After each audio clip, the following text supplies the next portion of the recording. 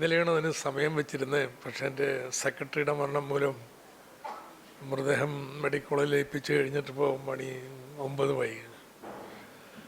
പിന്നെ അത് നടന്നില്ല. കാലത്താണ് സെറ്റ് ചെയ്തത്. അപ്പോൾ താഴത്തേക്കുള്ള ക്ലാസ് ആകുമ്പോൾ നമ്മൾ ആലോചിക്കുക, ഇവിടെ ആലോചിച്ച് തീരുമാനിക്കും.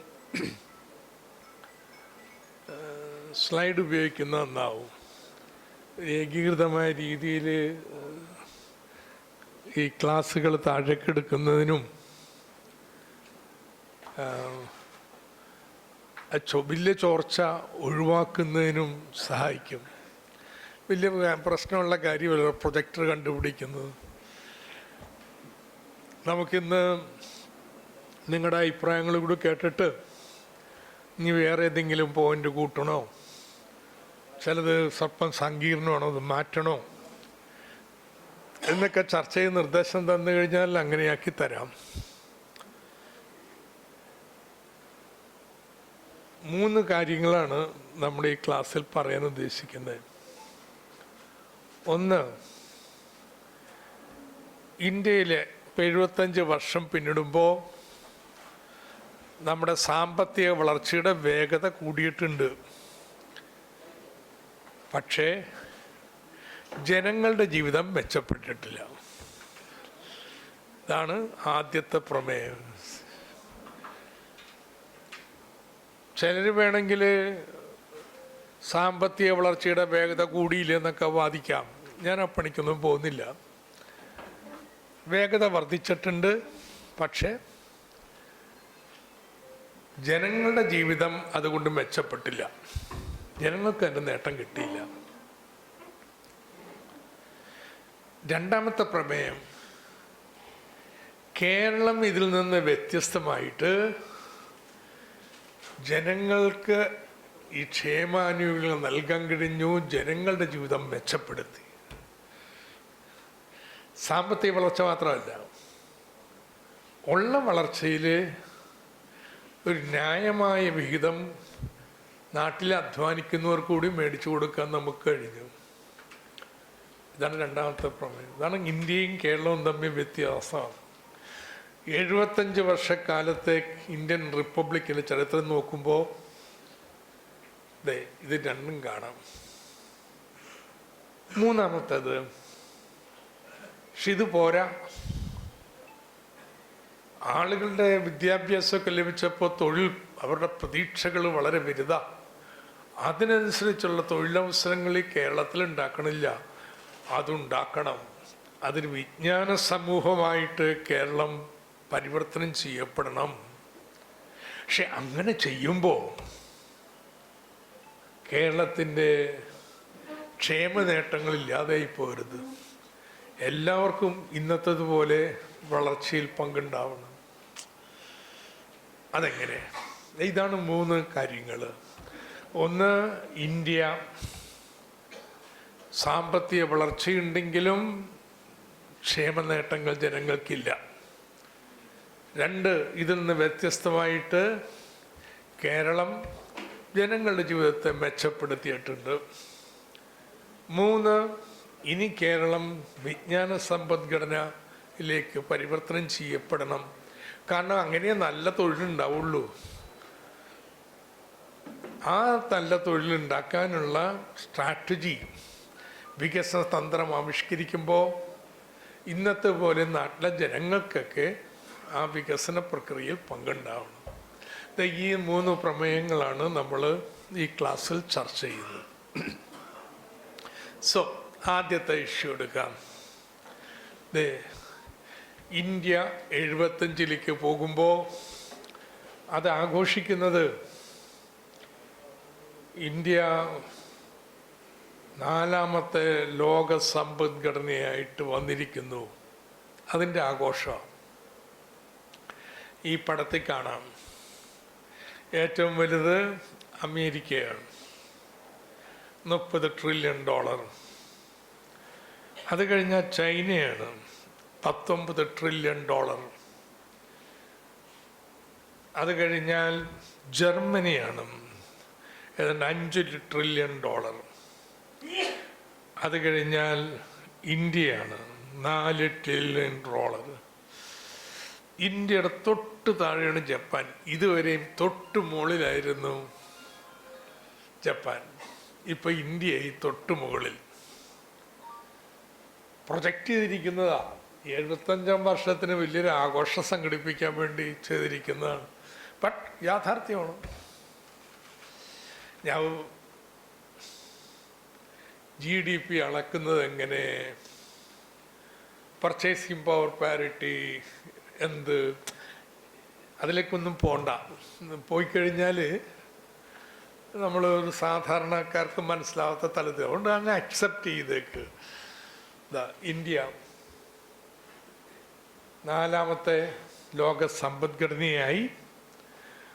ഒരു 3-4 വർഷം കഴിയുമ്പോൾ ജർമ്മനിയും മറികടക്കും 3ാമത്തെ സമ്പദ്ഘടനയാവും. ഇതാണ് ഇന്ത്യയുടെ കഴിഞ്ഞ 75 വർഷക്കാലത്തെ സാമ്പത്തിക വളർച്ചയുടെ വേഗത. ബ്രിട്ടീഷുകാർ ഇന്ത്യ ഭരിച്ചിരുന്നപ്പോൾ ഏതാണ്ട് ഒരു വർഷം 1%, 1.2% വളർന്നിരുന്നേ. ജനപ്പെരുപ്പം അതിനേക്കാൾ വേഗത്തിലാണ് വളരുന്നത്. അതുകൊണ്ട് ജനങ്ങളുടെ ജീവിതം കൂടുതൽ ദുഷ്കരമായി തീർന്നു കൊളോണിയൽ കാലഘട്ടത്തിൽ. എന്നാൽ 47 സ്വാതന്ത്ര്യം കിട്ടിയപ്പോൾ നമ്മൾ പുതിയ നയങ്ങൾ ആവിഷ്കരിച്ചു. അതിൻ്റെ ഫലമായി നമ്മുടെ സാമ്പത്തിക വളർച്ച 3.6% വളർന്നു. 3.6%. വലിയ കുതിച്ചുചാട്ടമാണ് കേട്ടോ. 1.2 നിന്ന് 3 മടങ്ങാണ് സാമ്പത്തിക വളർച്ചയുടെ വേഗത വർദ്ധിച്ചത്. 80കളായപ്പോൾ അത് 5.5%. 90കളിൽ പുതിയ പരിഷ്കാരങ്ങളൊക്കെ വന്നു. അപ്പോൾ ഏതാണ്ട് 7%, 6.5 മണി പറയാം. എന്തിനായി കണക്കിങ്ങനെ വെച്ചേ? അയ്യോ, എങ്ങോണ്ടോ ഭയങ്കര സാമ്പത്തിക വളർച്ചയുടെ കുതിപ്പ്, മോഡി അധികാരത്തിൽ വന്നു, ഉടനെ സാമ്പത്തിക വളർച്ചയുടെ കുതിപ്പ്. അങ്ങനെയൊന്നും അല്ല ചരിത്രം കാണിക്കുന്നേ. ഏറ്റവും വലിയ കുതിപ്പുണ്ടായിട്ടുള്ളത് സ്വാതന്ത്ര്യം കിട്ടിയപ്പോഴാണ്, 3 മടങ്ങ. പിന്നെ അനുക്രമമായി വളർന്ന് യഥാർത്ഥത്തിൽ ഈ നോട്ട് നിരോധനമൊന്നും ഉണ്ടായിരുന്നില്ലെങ്കിൽ ഇതിനൊക്കെ നന്നായിട്ട് സമ്പദ്ഘടന വളർന്നാനെ. നിങ്ങൾക്ക് അധിക വായനക്ക് ഇതിനെക്കുറിച്ച് പുസ്തകം വേണോ? മലയാളത്തിൽ ലഭ്യമായിട്ടുള്ള ഏറ്റവും നല്ല പുസ്തകങ്ങൾ, ഞാൻ 4 പുസ്തകം എഴുതാൻ തുടങ്ങിയത്, 3 പ്രസിദ്ധീകരിച്ചുള്ളൂ. 30 നിയോ ലിബറൽ വർഷങ്ങൾ ചിന്ത ഇറക്കിയിട്ടുള്ളതാണ്. 4ാമത്തെ വോള്യം ബദലിനെ കുറിച്ചുള്ളതാണ്. അത് എഴുതിയിട്ടില്ല. ഇത് ഞാനിപ്പോൾ പറയുന്ന ക്ലാസ്സിൽ പറയുന്ന കാര്യങ്ങളുടെ ഈ ഗ്രാഫുകളൊക്കെ ആ പുസ്തകങ്ങളിൽ നിന്ന് എടുത്തിട്ടുള്ളതാണ്. അതൊക്കെ എടുത്ത് പ്രസംഗിക്കൊന്നും നേരം കിട്ടത്തില്ല. പക്ഷേ സ്റ്റോക്ക് കൈവെക്കുന്ന എപ്പോഴും നല്ലതാ. പഠിപ്പിക്കാൻ എല്ലാം പഠിപ്പിക്കേണ്ട കാര്യമില്ല. പക്ഷെ നമ്മുടെ കൈ വേണം. മനുഷ്യന്മാർ പുസ്തകമൊക്കെ വായിക്കുന്നവരാണ് കേട്ടോ നാട്ടിലുള്ളവർ. അപ്പോൾ ആരെങ്കിലുമൊക്കെ ചോദിച്ചു കഴിഞ്ഞാൽ നമ്മൾ അധ്യാപകന് സ്വല്പം കൂടുതൽ വിവരം ഉണ്ടെങ്കിൽ നിൽക്കാൻ പറ്റത്തുള്ളൂ. അതുകൊണ്ട് വായിക്കുന്ന നല്ലതാണ്. Yes, simple point. ശരിയാണ്. ഇപ്പം 4ാം സമ്പദ്ഘടനയായി. പക്ഷെ ഇപ്പം തുടങ്ങിയതല്ല കേട്ടോ. നമ്മുടെ സാമ്പത്തിക വളർച്ചയുടെ വേഗത പടിപടിയായിട്ട് കൂടിക്കൊണ്ടിരിക്കുകയായിരുന്നു. എന്ന് മാത്രമല്ല, 4ാമത്തെ സമ്പദ്ഘടന എന്നാണ് അർത്ഥം. എന്താ വലിപ്പത്തിൽ. പക്ഷെ ജനസംഖ്യ നോക്കിക്കേ. ഇന്ത്യയാണ് ഏറ്റവും കൂടുതൽ ജനങ്ങളുള്ള രാജ്യം. ഏതാണ്ട് 146 കോടി ജനങ്ങളുണ്ട്. ചൈന തൊട്ട് താഴെ 140 കോടി ജനങ്ങളുമായിട്ട് നിൽക്കുന്നു. ബാക്കി രാജ്യങ്ങളുടെ ജനസംഖ്യ കുറവാണ്. നമ്മളിപ്പം മറികടന്ന് ജപ്പാൻ എടുത്തിട്ടുണ്ടെങ്കിൽ എത്രയാ ജപ്പാൻ? എവിടെ കിടക്കണം ജപ്പാൻ? ജപ്പാൻ നടുക്കായിട്ട് കാണാം. 12 കോടി ജനങ്ങളേ ഉള്ളൂ. നമ്മൾ 140 കോടി ജനങ്ങളുണ്ട്. ജപ്പാൻ 12 കോടി ജനങ്ങളേ ഉള്ളൂ. 12 കോടി ജനങ്ങളെക്കാൾ കൂടുതൽ വരുമാനം 146 കോടി ജനങ്ങൾക്കുണ്ടെന്ന് ഈ പറയണേ. താരതമ്യപ്പെടുത്തുമ്പോഴേ നമ്മളിങ്ങനെ 4ാമത്തെ എന്ന് പറയുമ്പോൾ നമ്മൾ 146 കോടി ജനങ്ങൾ, ജപ്പാനിൽ 12 കോടിയേ ഉള്ളൂ. അതുകൊണ്ട് പ്രതിശീർഷ വരുമാനം എടുത്താലോ നോക്കിക്കേ, പ്രതിശീർഷ വരുമാനം എടുത്തിട്ടുണ്ടെങ്കിൽ ഇതാ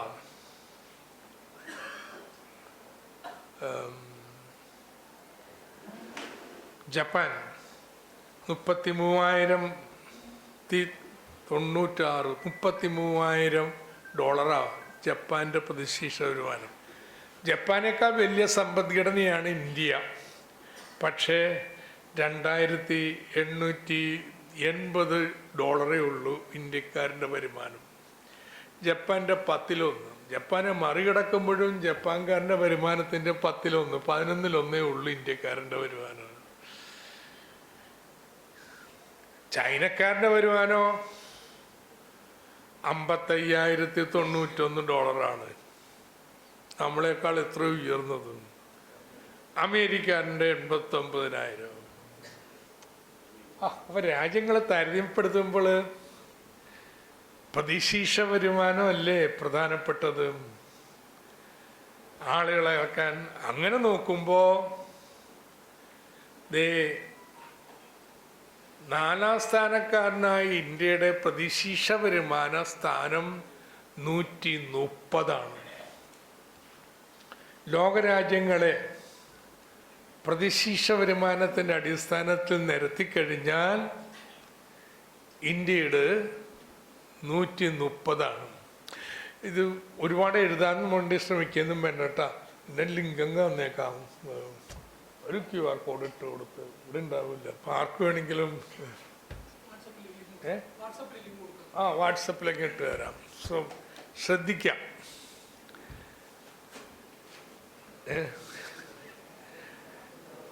130, ചിലർ പറയുന്ന 140 ആണെന്നാണ്. എന്തോ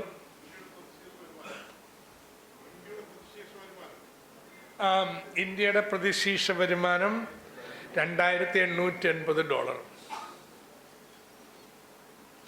അത് ലോകത്ത് 130ാമത്തെ റാങ്കാ ഇന്ത്യക്ക് നൽകത്തുള്ളൂ. ജപ്പാനോ 40ാമത്തെ റാങ്കാണ്. അപ്പം ജപ്പാൻ്റെ പ്രതിശീർഷ വരുമാനം ഒന്നും നമ്മൾ മറികടന്നിട്ടില്ല. It's a simple point. നമ്മുടെ ക്ലാസ് ആരംഭിക്കുന്നത് 4ാം ലോക സാമ്പത്തിക ശക്തിയായി ജപ്പാനെ മറികടന്നെന്ന് പറയുമ്പോഴും പ്രതിശീർഷ വരുമാനം എടുത്താൽ ഇന്ത്യയുടെ സ്ഥാനം 130. ചിലയിടത്ത് 130-40 ഇന്ത്യയുടെ സ്ഥാനം. That's all.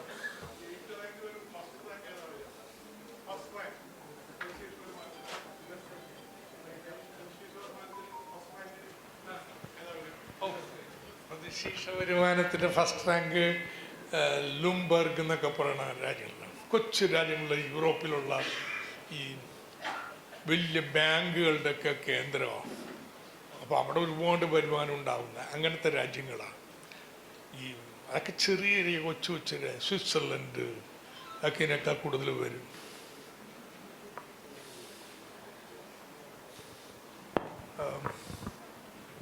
ആരാണ് ഒരു വോളണ്ടിയർ? വോളണ്ടിയർ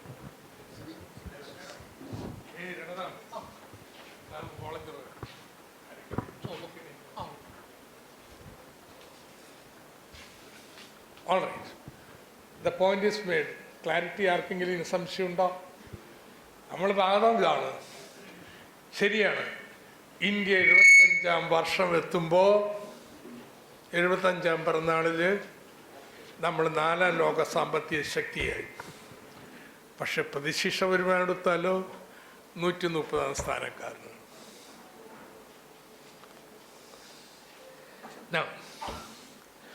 നമ്മൾ നേരത്തെ കണ്ടു ഇന്ത്യയുടെ സാമ്പത്തിക വളർച്ച വേഗത അടിക്കടി കൂടിക്കൊണ്ടിരിക്കുകയാണ്. മറന്നു പോകാതിരിക്കാൻ വേണ്ടി കണ്ടോ, അടിക്കടി കൂടിക്കൊണ്ടിരിക്കുകയാണ്. ഇപ്പൊ ലോകത്ത് ഏറ്റവും വേഗതയിൽ വളരുന്നത് ഇന്ത്യയാണെന്നാണ് വെപ്പ്. പക്ഷെ ഇപ്പോഴാ അടുത്ത കാലത്താ ഇങ്ങനെ വളരാൻ തുടങ്ങിയത്. അതേസമയത്ത് ചൈനയൊക്കെ ഇതിനേക്കാൾ മുമ്പേ വേഗത വർദ്ധിക്കാൻ തുടങ്ങി. ചുവപ്പ് ചൈനയാണ്, നീലം നമ്മളാണ്. നോക്കിക്കേ, 1960 ഇന്ത്യയുടെയും ചൈനയുടെയും പ്രതിശീർഷ വരുമാനം തുല്യമായിരുന്നു, ജനസംഖ്യയും ഏതാണ്ട് തുല്യം. പിന്നെ അങ്ങോട്ട് 80 മുതൽ ചൈന അങ്ങോട്ട് കയറി, ഇന്ത്യയുടെ 10 മടങ്ങാണ് ചൈനയുടെ വരുമാനം. അപ്പം നമ്മൾ വേഗത കൂടി എന്നൊക്കെ പറയുമ്പോഴും ഈ ചൈനയുടെ അമേരിക്കയുടെ അടുത്ത് വരത്തില്ല കേട്ടോ. കാരണം ഒരു ഭീമൻ, ഇന്ത്യയെ പോലെ തന്നെ ഭീമൻ സമ്പദ്ഘടനകളാണ്. ഇപ്പം ഇന്ത്യയേക്കാൾ വളർച്ച കുറവാണെങ്കിലും ശതമാനത്തിലുള്ള ചെറിയ വർധനവ് പോലും മൊത്തം വരുമാനം വളരെ ഗണ്യമായിട്ടാണ് ഉയർത്തുന്നത്. അപ്പോൾ നോക്കൂ, നമ്മുടെ സ്പീഡ് കൂടിയെങ്കിലും ചൈനയുടെ പെർഫോമൻസ് നമ്മളെക്കാൾ എത്രയോ മെച്ചമാണ്.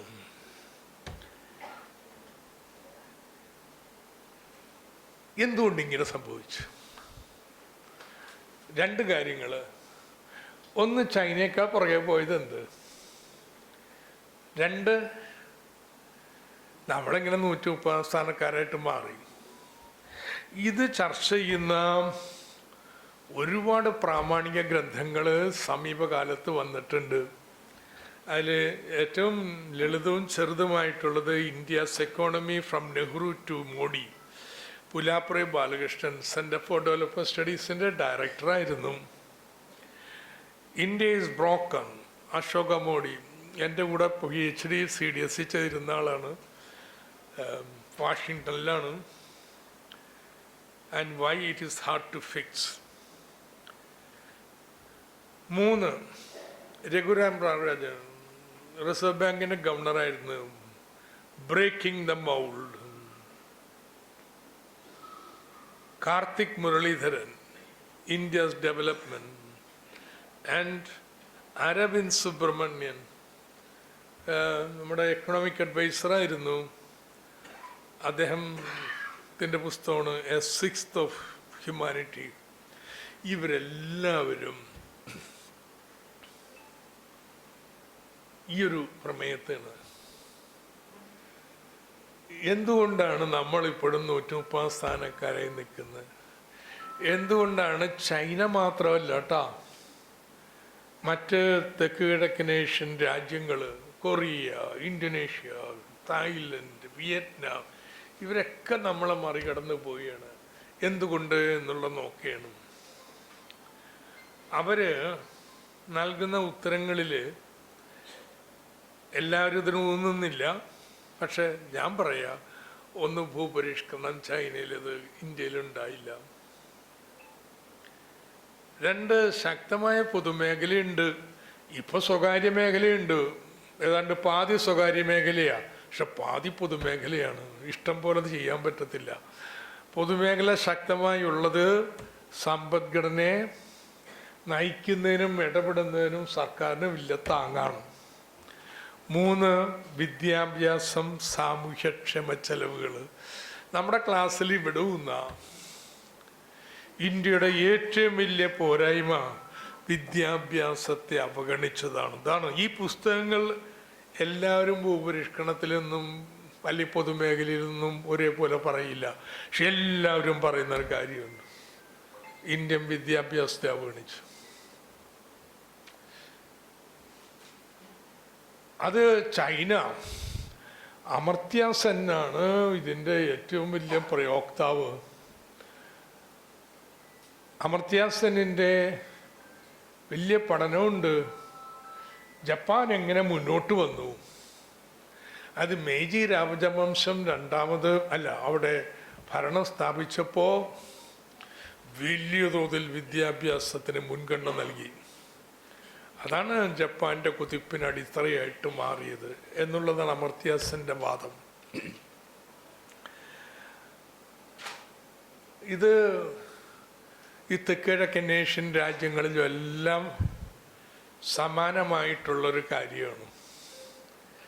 ഇന്ത്യയിൽ ഒരിക്കലും വിദ്യാഭ്യാസത്തിന് ആ പ്രാധാന്യം വന്നിട്ടില്ല. ഈ തെക്കിഴക്കൻ ഏഷ്യയിലും ജപ്പാനും ചൈനയുടെ പൊതുവായിട്ട് എന്താണെന്നറിയാമോ? ബുദ്ധിസമാണ് പാരമ്പര്യം. ബുദ്ധിസ്റ്റ് പാരമ്പര്യത്തിൽ എല്ലാവരും വിദ്യ നേടണം. ഹിന്ദു ജാതി പാരമ്പര്യത്തിൽ മനുസ്മൃതി പ്രകാരം വിദ്യ നിഷിദ്ധമാണ് മഹാഭൂരിപക്ഷം പേർക്കും. അതല്ലാതെ എനിക്ക് ഇതിൻ്റെ ഒരു പാറ്റേൺ പറയാൻ പറ്റത്തില്ല. ഇപ്പൊ ക്രിസ്ത്യൻ തന്നെ ഈ ട്രഡീഷൻസൊക്കെ വളരെ പാരമ്പര്യമുണ്ട്. ഇവിടെ പോർച്ചുഗീസുകാർ വന്നു, അല്ലെങ്കിൽ അവർ ലാറ്റിൻ ക്രിസ്ത്യൻ സമൂഹത്തെ ഉണ്ടാക്കി. അതിക്ക് മുമ്പ് തന്നെ ഇവിടെ നസ്രാണി സമൂഹം ഉണ്ടായിരുന്നു. അവരാരും വിദ്യാഭ്യാസത്തിൽ വലിയ ഊന്നൽ നൽകിയില്ല. എന്നാൽ മിഷണറിമാർ വന്നു. അവരാരാ? പ്രൊട്ടസ്റ്റന്റ് മതക്കാരാ. പ്രൊട്ടസ്റ്റന്റിന് മാർപ്പാപ്പയൊന്നുമില്ല. എല്ലാവരും ബൈബിൾ വായിച്ചോണം. ബൈബിൾ പഠിക്കണമെങ്കിൽ അക്ഷരം പഠിക്കണം. സോ മിഷണറിയും അക്ഷരവും ഒരുമിച്ച. പിന്നെ ഇത് കണ്ടിട്ടാണ് ചാവറ കുര്യാക്കോസ് എലിയാസച്ചൻ, എന്നാൽ നസ്രാണി ക്രിസ്ത്യാനികളും വിദ്യാഭ്യാസത്തിൽ പോകാൻ തീരുമാനിച്ചു. ഇതൊന്നും ക്ലാസ്സിൻ്റെ ഭാഗമായിട്ട് പോകാനല്ലേ, തമാശ പറഞ്ഞാണ്, പറയേണ്ട കേട്ടോ. പറഞ്ഞ് പിന്നെ അതിൻ്റെ പേരിലുള്ള ഒരു ചർച്ചയും കാര്യങ്ങളും ഉണ്ടാക്കേണ്ട. ഇന്നത്തെ കാലത്ത് വൈഭവം ഇല്ലെങ്കിൽ ഇതൊക്കെ വലിയ പ്രശ്നമാക്കി മാറ്റാം. ബട്ട് എന്തുകൊണ്ടാണ് ഇന്ത്യ തെക്ക് കിഴക്കൻ ഏഷ്യൻ രാജ്യങ്ങളുടെ വ്യത്യസ്തമായ വിദ്യാഭ്യാസത്തെ അവഗണിച്ചത്? ജാതി എന്നതിൽ ഒരു തർക്കമില്ല. കേരളത്തിൽ വിദ്യാഭ്യാസം എന്താ മുന്നോട്ട് വന്നത്? ഈ ജാതി മാമൂലുകളെ വെല്ലുവിളിക്കാനുള്ള സാമൂഹ്യ പരിഷ്കരണ പ്രസ്ഥാനങ്ങൾ വന്നുകൊണ്ടാണ്. ഇതിൻ്റെ സ്വാധീനം സ്വാതന്ത്ര്യാനന്തര കാലത്തും കാണാം. നോക്കിയേ, ലോകത്ത് 4.5% GDP-യുടെ 4% വിദ്യാഭ്യാസം ചെലവാക്കിക്കൊണ്ടിരുന്നു. വടക്കേ അമേരിക്കയിൽ 4.8, യൂറോപ്പിൽ 4.5, യൂറോപ്പിൽ 4.8, കിഴക്കനേഷ്യയും പസഫിക്കും ചൈന 4.2, ഇന്ത്യ 3.8. ലോകം എടുത്താൽ ലോകം ശരാശരി 4.5% GDP-യുടെ വിദ്യാഭ്യാസം ചെലവാക്കുമ്പോൾ ഇന്ത്യ ചെലവാക്കുന്നത് 3.8. അതിൽ കേന്ദ്രം ചെലവാക്കണ വളരെ തുച്ഛോ, സംസ്ഥാനങ്ങളെ ചെലവാക്കണം. പണം കേന്ദ്രം ചെലവാക്കുന്നില്ലെങ്കിലും നയങ്ങളിന് മേലെ ഞങ്ങൾ തീരുമാനിക്കുന്ന കേന്ദ്രം പറയണേ. സാക്ഷരതയിൽ ലോകത്ത് 88% ഇന്ത്യ 76. അധ്യാപക വിദ്യാർത്ഥി അനുപാതം ലോക ശരാശരിയേക്കാളേറെ തരയാണ് കേരളം, ഇന്ത്യ. വിദ്യാഭ്യാസത്തിൻ്റെ ഓരോ മാനദണ്ഡം എടുത്താലും നമ്മുടെ പൊതുവിദ്യാഭ്യാസം, നമ്മുടെ വിദ്യാഭ്യാസ നിലവാരം, സെക്കൻഡറി സ്കൂൾ എൻറോൾമെൻറ്റ് 66, താഴേക്ക് വയ്ക്കും. India 62, China 79. ഈ ഡാറ്റ നമുക്ക് ഉപയോഗിക്കാം. വേറെ ഒരുപാട് വിവരങ്ങളുണ്ട് ഇന്ത്യയിലെ വിദ്യാഭ്യാസത്തിൻ്റെ പിന്നോക്കാവസ്ഥയെക്കുറിച്ച്, നിലവാര തകർച്ചയെക്കുറിച്ചൊക്കെ ഉള്ളത് നമുക്ക് ഉപയോഗപ്പെടുത്താം.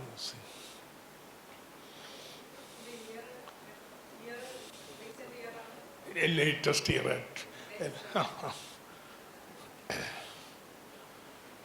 20. നെക്സ്റ്റ്. ഇതിൻ്റെ പ്രത്യേകത എന്താ? ഇങ്ങനെ വിദ്യാഭ്യാസം ചുരുങ്ങിയിരിക്കുന്നതിൻ്റെ സാങ്കേതിക നൈപുണ്യ പരിശീലനം ഏറ്റവും കുറവുള്ള ഒരു പ്രദേശങ്ങളിലൊന്നായിട്ട് ഇന്ത്യ മാറി.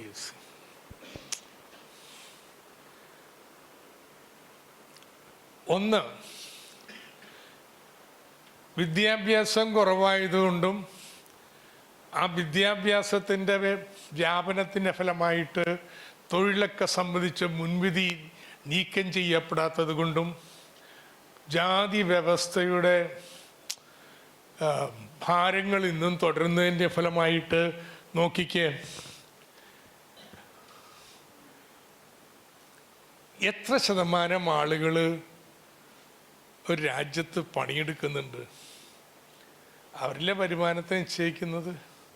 വരുമാനത്തെ നിശ്ചയിക്കുന്നത് മാത്രമല്ല, വരുമാനത്തിൽ എത്രയാ ജനങ്ങൾക്ക് കിട്ടുക എന്നുള്ള തീരുമാനിക്കുന്നത് എത്ര പേര് പണിയെടുക്കുന്നുണ്ട് എന്നതിനെ ആശ്രയിച്ചിരിക്കും. കൂടുതൽ പേർക്ക് പണിയുണ്ടെങ്കിൽ അവർക്കൊക്കെ കൂലി കിട്ടും, ദേശീയ വരുമാനത്തിൽ കൂടുതൽ കാര്യം അവർക്ക് കിട്ടും.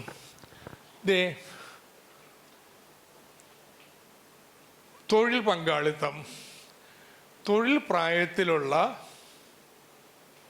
ജനങ്ങളിൽ വെച്ചാൽ 16 വയസ്സ് മുതൽ 60 വയസ്സ് വരെ, 65 വയസ്സ് വരെയുള്ള ആളുകളിൽ എത്ര ശതമാനം പേര് പണിയെടുക്കുന്നു? ചൈനയിൽ 75%, ഇന്ത്യയിൽ 52%. പാതി ആളുകൾ തൊഴിൽ പ്രായത്തിലുള്ളവർ ഇന്ത്യയിൽ പണിയെടുക്കണില്ല. ആരാ പണിയെടുക്കാത്തത്? പുരുഷന്മാരെടുത്താൽ ചൈനയിലും ഇന്ത്യയിലും വലിയ വ്യത്യാസമില്ല, ഒപ്പത്തിനൊപ്പമാണ്. അതേസമയം സ്ത്രീകളെടുത്താലോ, ചൈനയിലെ 70% സ്ത്രീകൾ പണിയെടുക്കുന്നുണ്ട്, ഇന്ത്യയിൽ ഒരു 27% സ്ത്രീകൾ പണിയെടുക്കുന്നു. ഇപ്പം 30 എന്നൊക്കെ പറയുന്നത് 21 കണക്കാണ്. ചൈനയുടെ പകുതിയെ താഴെയാണ്.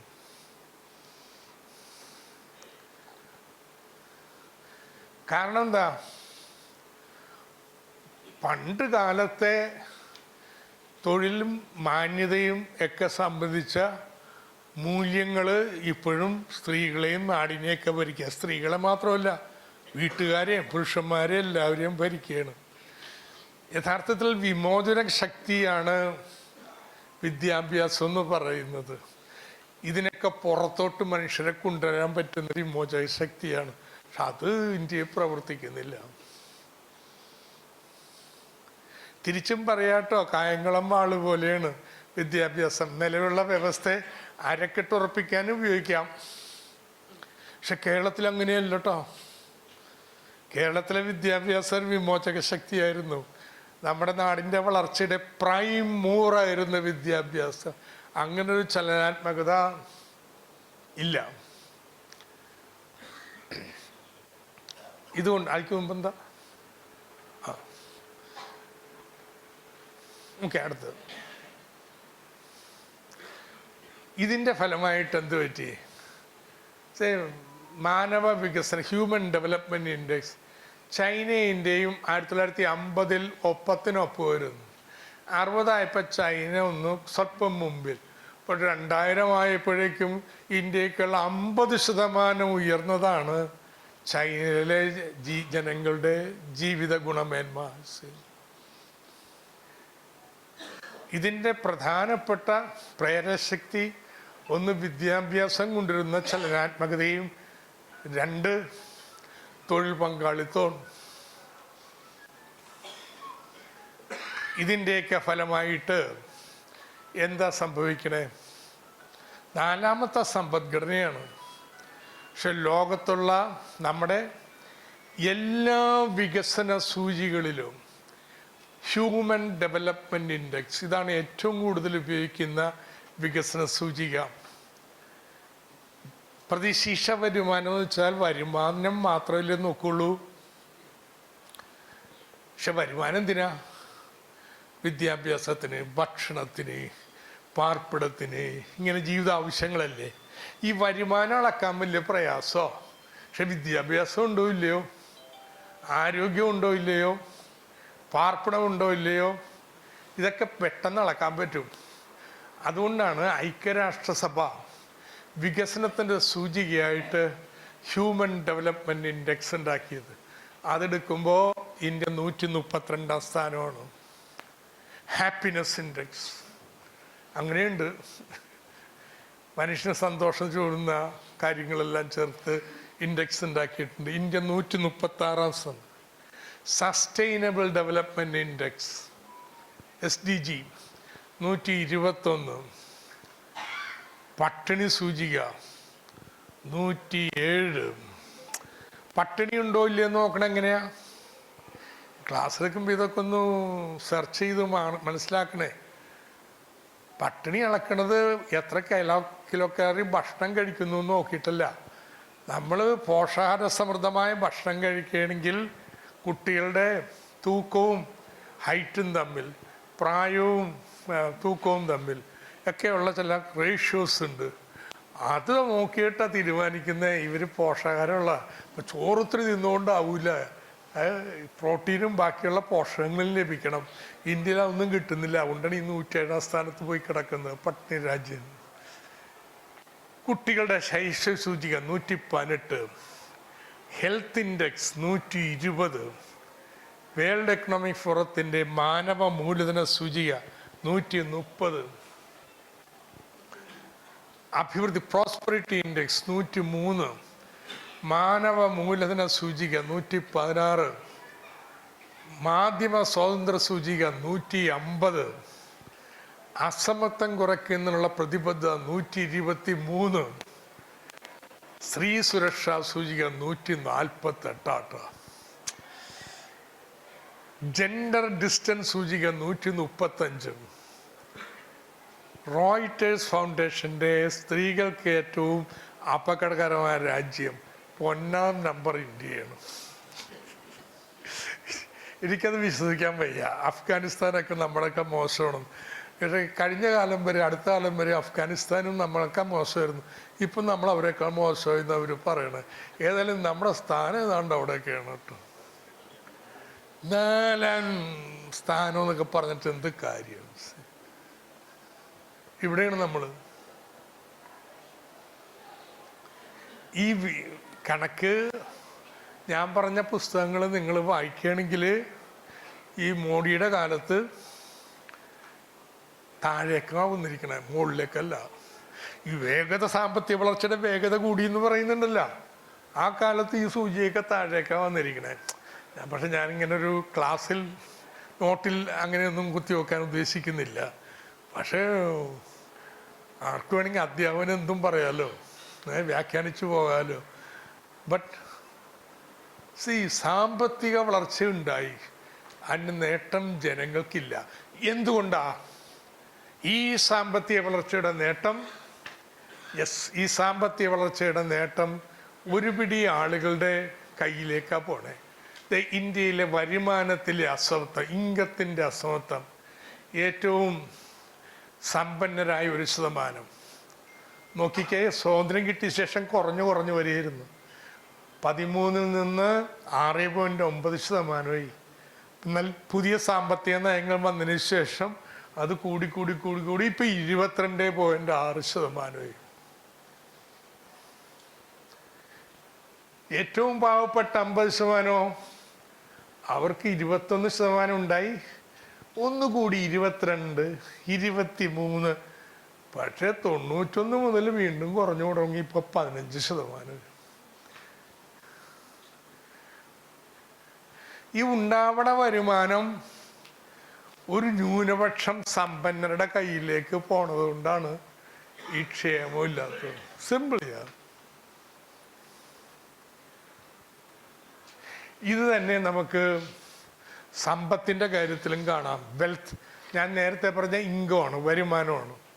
എന്നാൽ സമ്പത്തെടുത്താലോ, ഏറ്റവും സമ്പന്നരായ 1% വിഹിതം 12% ആയിരുന്നത് കൂടി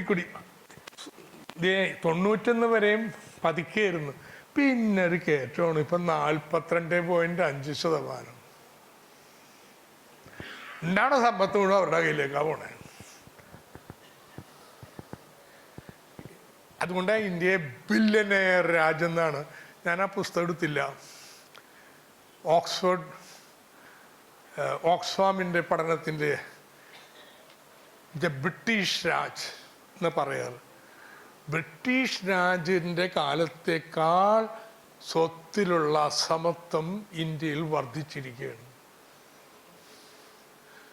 താഴത്തുള്ളൊരു സ്വത്തോ 12% ഉണ്ടായിരുന്നു, കുറഞ്ഞ് ഇപ്പം എത്രയെന്ന് നോക്കിയേ 2.8. 50% കാര്യമാണ് പറയണേ.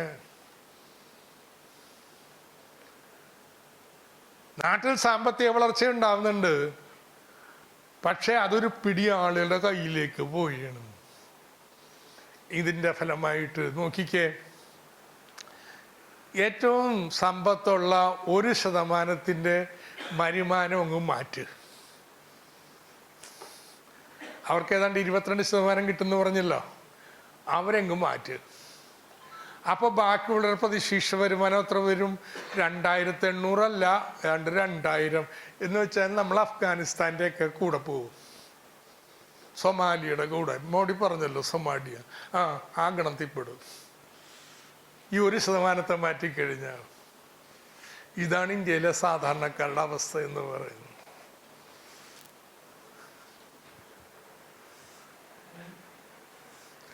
ചൈനയിലും ഉണ്ട് ഈ അവസ്ഥ, ചൈനയിലും ഉണ്ട്. പക്ഷെ നോക്കിക്കേ, ചൈനയിൽ ഏറ്റവും സമ്പന്നരായ 10% വിഹിതമാണ്. അത് കൂടിയിട്ടുണ്ട്, പക്ഷെ കൂടി ഇത്ര നിൽക്കുകയാണ്. ഇന്ത്യ അങ്ങനെയല്ല, കൂടിക്കൊണ്ടിരിക്കുക. ഈ പുതിയ സാമ്പത്തിക വളർച്ചയിൽ അസമത്വം ഉണ്ടാവാന്ന് പറയുന്നത് അനിവാര്യമാണ്. പക്ഷെ ചൈനയിൽ ബേസിക് നീഡ്സ്, അതിദാരിദ്ര്യം ഇല്ലാതാക്കി. ദാരിദ്ര്യം തന്നെ ഏതാണ്ട് അവർ എലിമിനേറ്റ് ചെയ്തു. എല്ലാവർക്കും വിദ്യാഭ്യാസം, ആരോഗ്യം, സൗകര്യം, മെച്ചം. പിന്നെ പണമുള്ളവൻ കുറച്ച് കൂടുന്നുണ്ട്. അതുകൊണ്ടാണ് ഈ വ്യത്യാസമൊക്കെ കാണാൻ പറ്റുന്നത്. സോ ലാസ്റ്റ് എന്താണ്, കേരളത്തിലേക്ക് പോണതിന് മുമ്പ്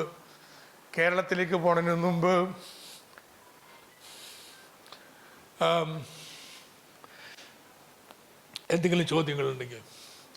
നമ്മുടെ ക്ലാസ്സിൻ്റെ 1ാം ഭാഗം തീർന്നു. ഇപ്പം 2ാം ഭാഗത്തിലേക്ക് പോണതിന് മുമ്പ് ഇത് സംബന്ധിച്ച്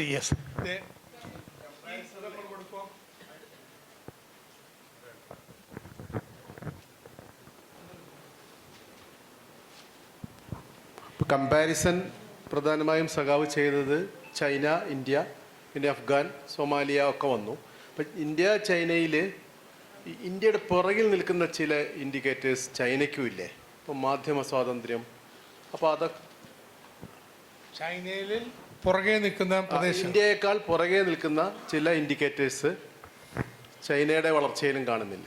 യെസ്, ചൈനയിലും 1970 വ്യവസായവൽക്കരണത്തിന് ഡ്രൈവ് തുടങ്ങിയപ്പോൾ അത് മുഴുവനും കിഴക്കൻ പസഫിക് തീരത്തുള്ള നഗരങ്ങളിലാണ്. ഷാങ്ഹായ്, കാൻഡൺ, അങ്ങനെ ഷെൻസൻ, ഇവിടെയാണ് മുഴുവൻ വളർന്നത്. എന്നാൽ ഉൾനാടുകളിൽ ഇതുപോലൊരു വികസനം വന്നിരുന്നില്ല. അവിടങ്ങളിലുള്ള ജനങ്ങൾ ഇങ്ങോട്ട് വന്ന് ജോലി തേടുന്ന അവസ്ഥയിലായിരുന്നു. കാരണം ചൈന കയറ്റുമതിയല്ലേ ആശ്രയിച്ചിരുന്നത്. അപ്പോൾ ഈ തീരപ്രദേശത്തെ ഉൽപ്പാദനമാണ് കയറ്റുമതിക്ക് കൂടുതൽ അനുയോജ്യം എന്നുള്ളത് കൊണ്ടാണ് ഈ മേഖല വികസിപ്പിച്ചത്. എന്നാൽ 2000 ഇത് മാറി. വളരെ കോൺഷ്യസായിട്ട് പിന്നോക്കം നിൽക്കുന്ന ഉൾപ്രദേശങ്ങളും എല്ലാം അവരുടെ ജീവനിലവാരം ഉയർത്തുന്നതിനുമൊക്കെ പിന്തുണ നൽകി. ഇന്നിപ്പോൾ ആ അവസ്ഥ പറയാൻ പറ്റത്തില്ല. ചൈന മറികടന്നു. ഒരു ഘട്ടത്തിൽ ശരിയായിരുന്നു ഈ പറഞ്ഞത്. ചൈനയുടെ പ്രോസ്പെറിറ്റി മുഴുവനും ഒരു തീരദേശ മേഖലയിലെ കയറ്റുമതി സെൻറ്റേഴ്സിലായിരുന്നു. ഇപ്പം അത് മാറി, അത് മറികടന്ന്. എന്ന് മാത്രമല്ല, ഇപ്പം കയറ്റുമതിയെല്ലാം ആശ്രയിക്കുന്നത് ഇന്ന് ചൈനയുടെ വളർച്ചയുടെ നല്ലൊരു പങ്ക് അവിടുത്തെ തന്നെ ആളുകളുടെ ക്രയശേഷി ഉയർത്തുന്നതിൻ്റെ ഫലമായിട്ടുണ്ടാകുന്ന ഡിമാൻഡിൽ നിന്നാണ്. ആളുകളുടെ ക്രയശേഷി ഉയർത്തി ഡിമാൻഡ് ഉണ്ടാക്കുക എന്നുള്ളത് ഒരു നയമായിട്ട് അംഗീകരിച്ചു. ഇതിൻ്റെ കൂടി ഫലമായിട്ടാണ് കഴിഞ്ഞ ദശകങ്ങളിൽ അതിവേഗത്തിൽ ദാരിദ്ര്യമൊക്കെ ഇല്ലായ്മ ചെയ്യുന്നതിന് നേട്ടം ഉണ്ടാക്കാൻ കഴിഞ്ഞത്. അതുകൊണ്ട് ഒരു കാലത്ത് ഈ പറഞ്ഞത് ശരി, ഇന്ന് അതിന് യാതൊരു സാധുതയുമില്ല. സാർ ഇത് ഈ സാർ കമ്പയർ ചെയ്തത് ഈ ചൈനയും ഇന്ത്യയായിട്ടാണ്. ചൈന എന്ന് പറഞ്ഞാൽ ഒരു ഓൾമോസ്റ്റ് ഡെവലപ്ഡ് കൺട്രീസാണ്, പക്ഷേ ഇന്ത്യ ഒന്ന് ഡെവലപ്പിംഗ് കൺട്രീസാണ്. ഇത് സാധാരണ രീതിയിൽ ഒരു ഭാഗം മാത്രമേ നമ്മളതിനകത്ത് പരാമർശിച്ചിട്ടുള്ളൂ.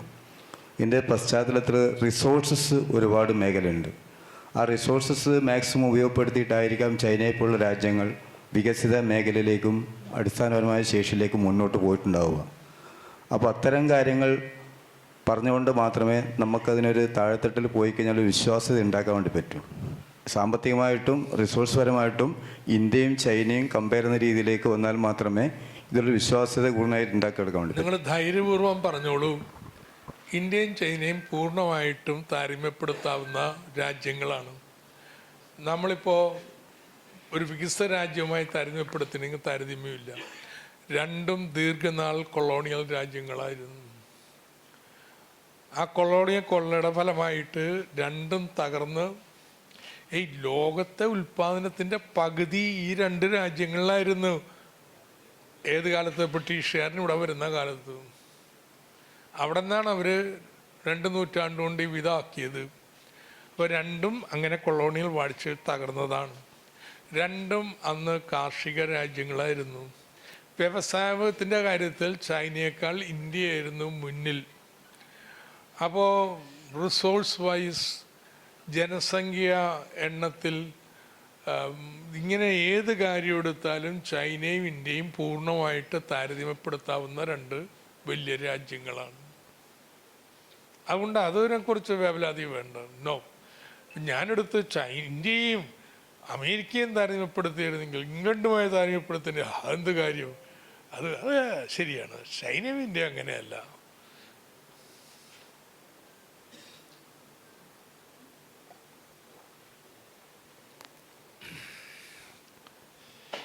ഇവിടെ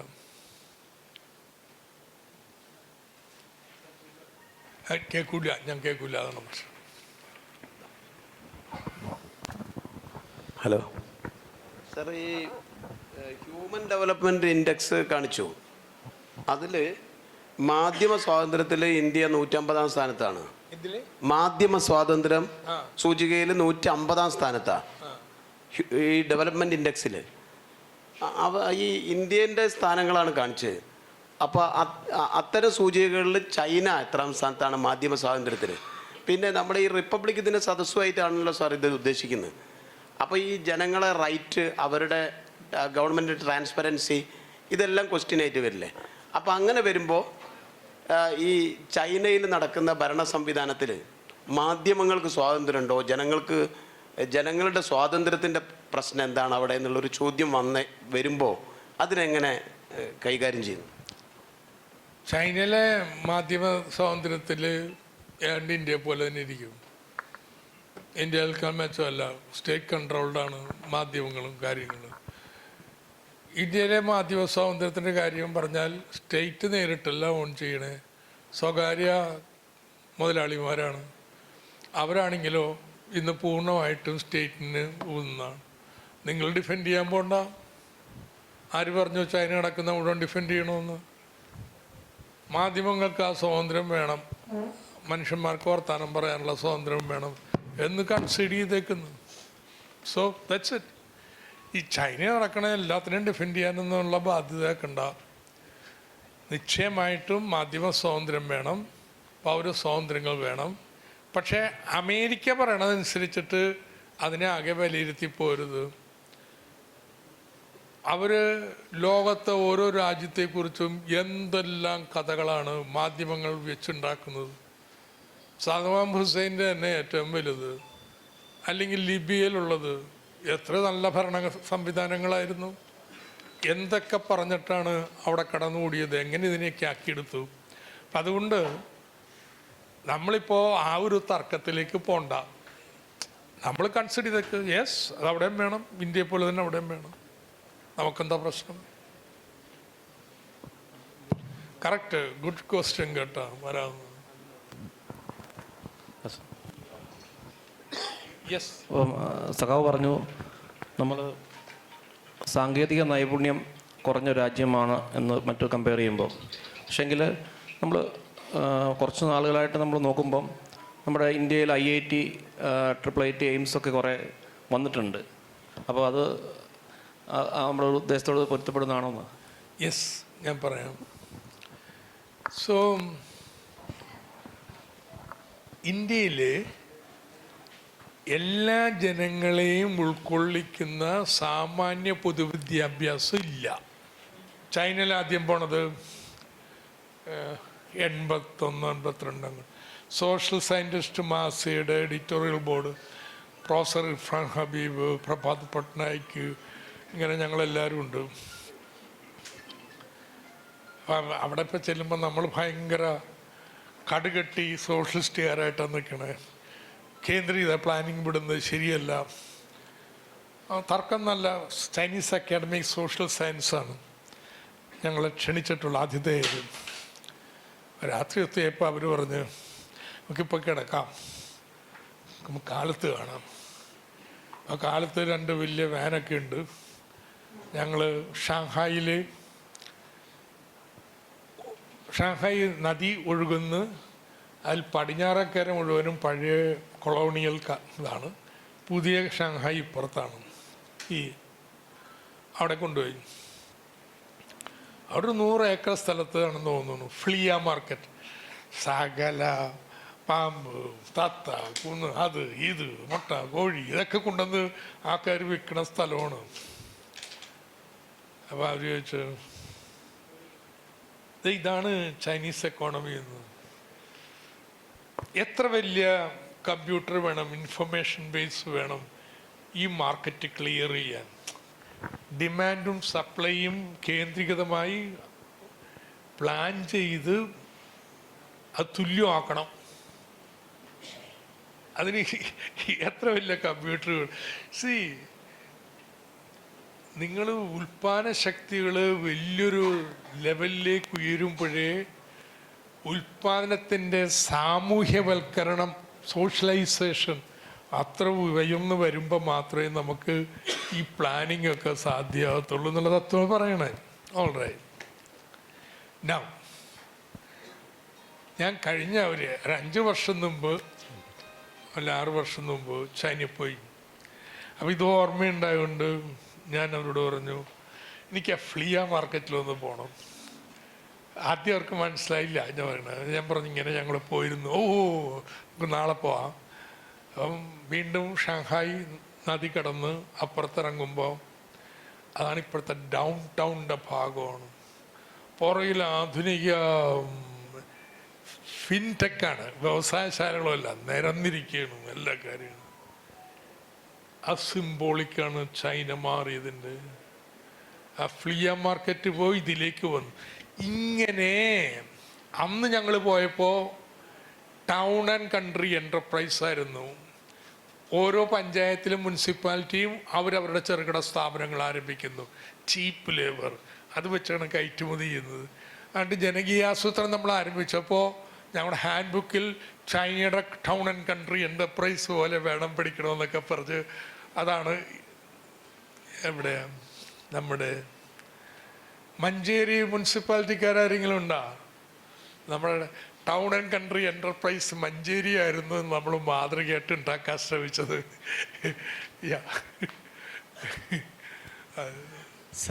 പറഞ്ഞോട്ടെ. സോ ചൈന ഇവിടെ നിന്ന് ഏറ്റവും ആധുനികമായ സാങ്കേതിക വിദ്യയിലേക്ക് AI ഉപയോഗിച്ചിട്ടുള്ള ഉൽപ്പാദന പ്രക്രിയയിലേക്ക് ആകെ മാറി. ഇന്ന് പഴയ ചീപ്പ് ലേബറൊന്നും ചൈനയിൽ പോയാൽ കാണാൻ പറ്റത്തില്ലെന്ന്. എല്ലാം സാങ്കേതിക വിദഗ്ധരായിട്ട്. എങ്ങനെ സാങ്കേതികമായിട്ട് ഇത്ര ഭീമമായ തൊഴിൽ സേനയെ ട്രാൻസ്ഫോം ചെയ്യാൻ കഴിഞ്ഞു? സാമാന്യ വിദ്യാഭ്യാസം ഉണ്ടായിട്ട്. അത് IIT പഠിപ്പിച്ചുകൊണ്ട് മാത്രം കിട്ടുന്നതല്ല. എല്ലാവർക്കും വിദ്യാഭ്യാസം വേണമെന്ന്. ഇന്ത്യയിൽ ഈ IIT കൊണ്ടും എലീറ്റ് ഐലൻഡ്സ് ഓഫ് നോളജ്. അത് വലിയ മിടുക്കന്മാരാണ്. ലോക സയൻറ്റിസ്റ്റ് ഉണ്ടാവുന്നുണ്ട്, അമേരിക്കയിൽ പോയി ജോലി ചെയ്യാൻ പറ്റുന്ന മിടുക്കന്മാർ നമുക്ക് ഉണ്ടാവുന്നുണ്ട്. പക്ഷേ ഇന്ത്യയിലെ സാധാരണക്കാർ their participation rate is 50%. അവരുടെ സാങ്കേതിക വിദ്യകൾ എന്താ? ഏറ്റവും പഴഞ്ചൻ പരമ്പരാഗതമായിട്ടുള്ള സാങ്കേതിക വിദ്യ ഉപയോഗിച്ച് വെക്കുന്നു. ഒരു മാസ് അപ്ഗ്രഡേഷൻ സാധ്യമല്ലെന്ന്. അതിനുള്ള വിദ്യാഭ്യാസ അടിത്തറയില്ല. സോ നിങ്ങൾ യു ഹിറ്റ് ദ പോയിന്റ്. ഇന്ത്യയിലെ വിദ്യാഭ്യാസം എലീറ്റിസ്റ്റാണ്.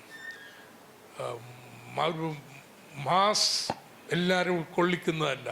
അതുകൊണ്ട് തന്നെയാണ് നമുക്ക് കയറായിരുന്നത്. Last question. യെസ് സാർ, ഈ സൂചികയിൽ പറഞ്ഞിരിക്കുന്ന കണക്കുകളെ നമുക്ക് എത്രത്തോളം വിശ്വസിക്കാൻ പറ്റും സാറേ? നമ്മുടെ കൺമുന്നിലുള്ള വികസനങ്ങളുണ്ടല്ലോ, അതിപ്പോൾ ഇൻഫ്രാസ്ട്രക്ചർ രംഗത്തായാലും എഡ്യൂക്കേഷൻ രംഗത്തായാലും ട്രാൻസ്പോർട്ടേഷൻ രംഗത്തായാലും അത് നമുക്ക് മാറ്റിവെക്കാൻ പറ്റത്തില്ലല്ലോ. ആ വികസനം എന്ന് പറയുമ്പോൾ ഇപ്പോൾ കണക്കുകളിൽ പലതരത്തിലുള്ള മാനിപ്പുലേറ്റ് നടക്കുന്ന ഒരു കാലഘട്ടം കൂടിയാണ്. ഇതിൽ എത്രത്തോളം നമുക്കിത് ഈ സൂചികയെ വിശ്വസിക്കാമെന്നുള്ളതാണ്. ഇതാണ് ഇന്ത്യ സർക്കാർ പറയുന്നത്. ലോകപട്ടണ സൂചിക അതിനെ മുഴുവൻ ചീത്ത വിളിക്കും, അടിസ്ഥാനരഹിതമാണ്. പക്ഷെ അവരുപയോഗിക്കുന്ന കണക്കൊക്കെ ഇന്ത്യ സർക്കാർ കൊടുക്കുന്ന കണക്കാണ്. നമ്മുടെ ഔദ്യോഗിക കണക്കിൻ്റെ അടിസ്ഥാനത്തല്ല, അവർ പുതിയ കണക്കൊന്നും കൂട്ടുന്നില്ല. സോ തെറ്റുകളുണ്ടാവാം, അപ്രോക്സിമേഷൻസ് ഉണ്ടാവാം. ബട്ട് നോക്കൂ, സകല ഇൻഡെക്സിലും നമ്മൾ പുറകിലാവുമ്പോൾ ആ ഇൻഡെക്സുകൾ ഒരു ഏജൻസിയല്ല, എത്രയോ വ്യത്യസ്തമായ ഏജൻസികൾ വ്യത്യസ്ത താല്പര്യങ്ങളോടെ ഉണ്ടാക്കുന്നവരാണ്. എല്ലാത്തിലും പുറകിലാവുമ്പോൾ അപ്പം ചിന്തിക്കണ്ടേ ഒരു പ്രശ്നമുണ്ടെന്ന്? You get my point? ഏയ്, നമ്മൾ ഒരു സൂചിക എടുത്ത് അയ്യോ അത് കണക്കൂട്ടി ശരിയല്ല, അത് നോക്കണം, ചർച്ച ചെയ്യണം എന്നൊക്കെ റെഡി, തർക്കം ഉണ്ടാകാം. ഇത് സകലത്തിനും പുറകിലല്ലേ എന്ന്. It's A pattern.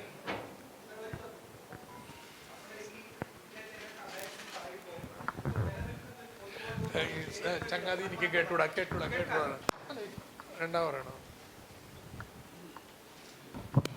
നമ്മൾ ഇന്ത്യ ചൈന കമ്പാരിസൺ പറയുമ്പോൾ ഇപ്പോൾ നിലനിൽക്കുന്ന വളരെ പ്രധാനപ്പെട്ട ഒരു പൊതുബോധവുമായി അത് തൊടുന്നൊരു മേഖല ഗവൺമെൻറ്റിൻ്റെ മോഡലാണ്. ഉദാഹരണത്തിന് ഒരു ഓട്ടോക്രസി നിൽക്കുന്ന അല്ലെങ്കിൽ ഒരു ഏകാധിപത്യ സംവിധാനം നിൽക്കുന്ന ഒരു സ്ഥലത്ത് ഇത്തരം കാര്യങ്ങളിൽ ഉയർച്ച ഉണ്ടാകുമെന്നും ജനാധിപത്യവും അതിൻ്റെ അനാർക്കിയും നിൽക്കുന്ന ഇടങ്ങളിൽ ഇത് കുറവ് വരുമെന്ന് പറയുന്നൊരു പൊതുബോധം ഇവിടെ നിൽപ്പുണ്ട്. അത് ഇന്ത്യയിൽ അതുകൊണ്ട് അതായത് ഇപ്പോൾ ജനാധിപത്യത്തിന് മോഡിയുടെ കാലത്ത് ജനാധിപത്യത്തിന് നഷ്ടപ്പെടുന്ന കാര്യങ്ങൾ സാമ്പത്തിക വളർച്ചയ്ക്കും രാജ്യസുരക്ഷയ്ക്കും ഗുണമായി വരുന്നു എന്ന് പറയുന്നൊരു വായന അവിടെ നിൽപ്പുണ്ട്. ഇത് ചൈനയുമായി കമ്പാരിസൺ വരുന്ന സമയത്ത് പ്രശ്നമാവില്ല എന്നതാണ്. ഏതായാലും മോഡിയുടെ കാലം ഈ ജനാധിപത്യാവകാശങ്ങളിൽ ഏത് രീതിയിലാണ് ചൈന ഉള്ളതിനേക്കാൾ മെച്ചമാണെന്ന് അവർക്ക് പോലും അവകാശപ്പെടാൻ പറ്റുക. വേണമെങ്കിൽ നെഹ്റുവിൻ കാലഘട്ടത്തിൽ വല്ലതും പറയാൻ ചെയ്യാമായിരുന്നു. ഇന്ന് എന്താ പറയാൻ പറ്റുക? മോഡിയുടെ അതോറിറ്റേറിയനിസം ആ രാഷ്ട്രീയത്തിലേക്ക് പോകണ്ട. ഞാനെന്താ നിങ്ങൾ ചോദിച്ചാൽ വിട്ടുകൊടുക്കും. നിങ്ങൾക്ക് അങ്ങനെ തോന്നുന്നുണ്ടെങ്കിൽ അങ്ങനെ ആയിക്കോ. പക്ഷെ ജനങ്ങൾക്ക് വിദ്യാഭ്യാസം ഉണ്ടോ? ആരോഗ്യമുണ്ടോ? തൊഴിലുണ്ടോ? അവരുടെ വരുമാനം എത്രയാണ്? അത് അവിടുത്തെ ജനങ്ങൾ തീരുമാനിക്കട്ടെന്ന് എന്ന് പറഞ്ഞ പോവുള്ളൂ. നമ്മുടെ ലൈബ്രറിയിൽ ഇതൊരു രാഷ്ട്രീയ തർക്കമായിട്ട് നമ്മുടെ ക്ലാസ്സിൻ്റെ ഭാഗമായിട്ട് കൊണ്ടുപോകില്ല. എപ്പോഴും നല്ലതായിട്ടുള്ള അത് നിങ്ങളുടെ കാഴ്ചപ്പാടതാണെങ്കിൽ കൂടുതൽ മേന്മയുള്ള ഭരണം ഇവിടെയാണെങ്കിൽ ഇങ്ങനെ തന്നെ. പക്ഷേ നമ്മൾ ചർച്ച ചെയ്യുന്ന ചോദ്യം എല്ലാവർക്കും മിനിമം നെസസിറ്റീസ് അത് കിട്ടുന്നുണ്ട് എന്നുള്ളതാണ്. സോ നമ്മൾ കേരളത്തിലേക്ക് പോയാണ്. കേരളത്തിൻ്റെ പ്രത്യേകത എന്താ?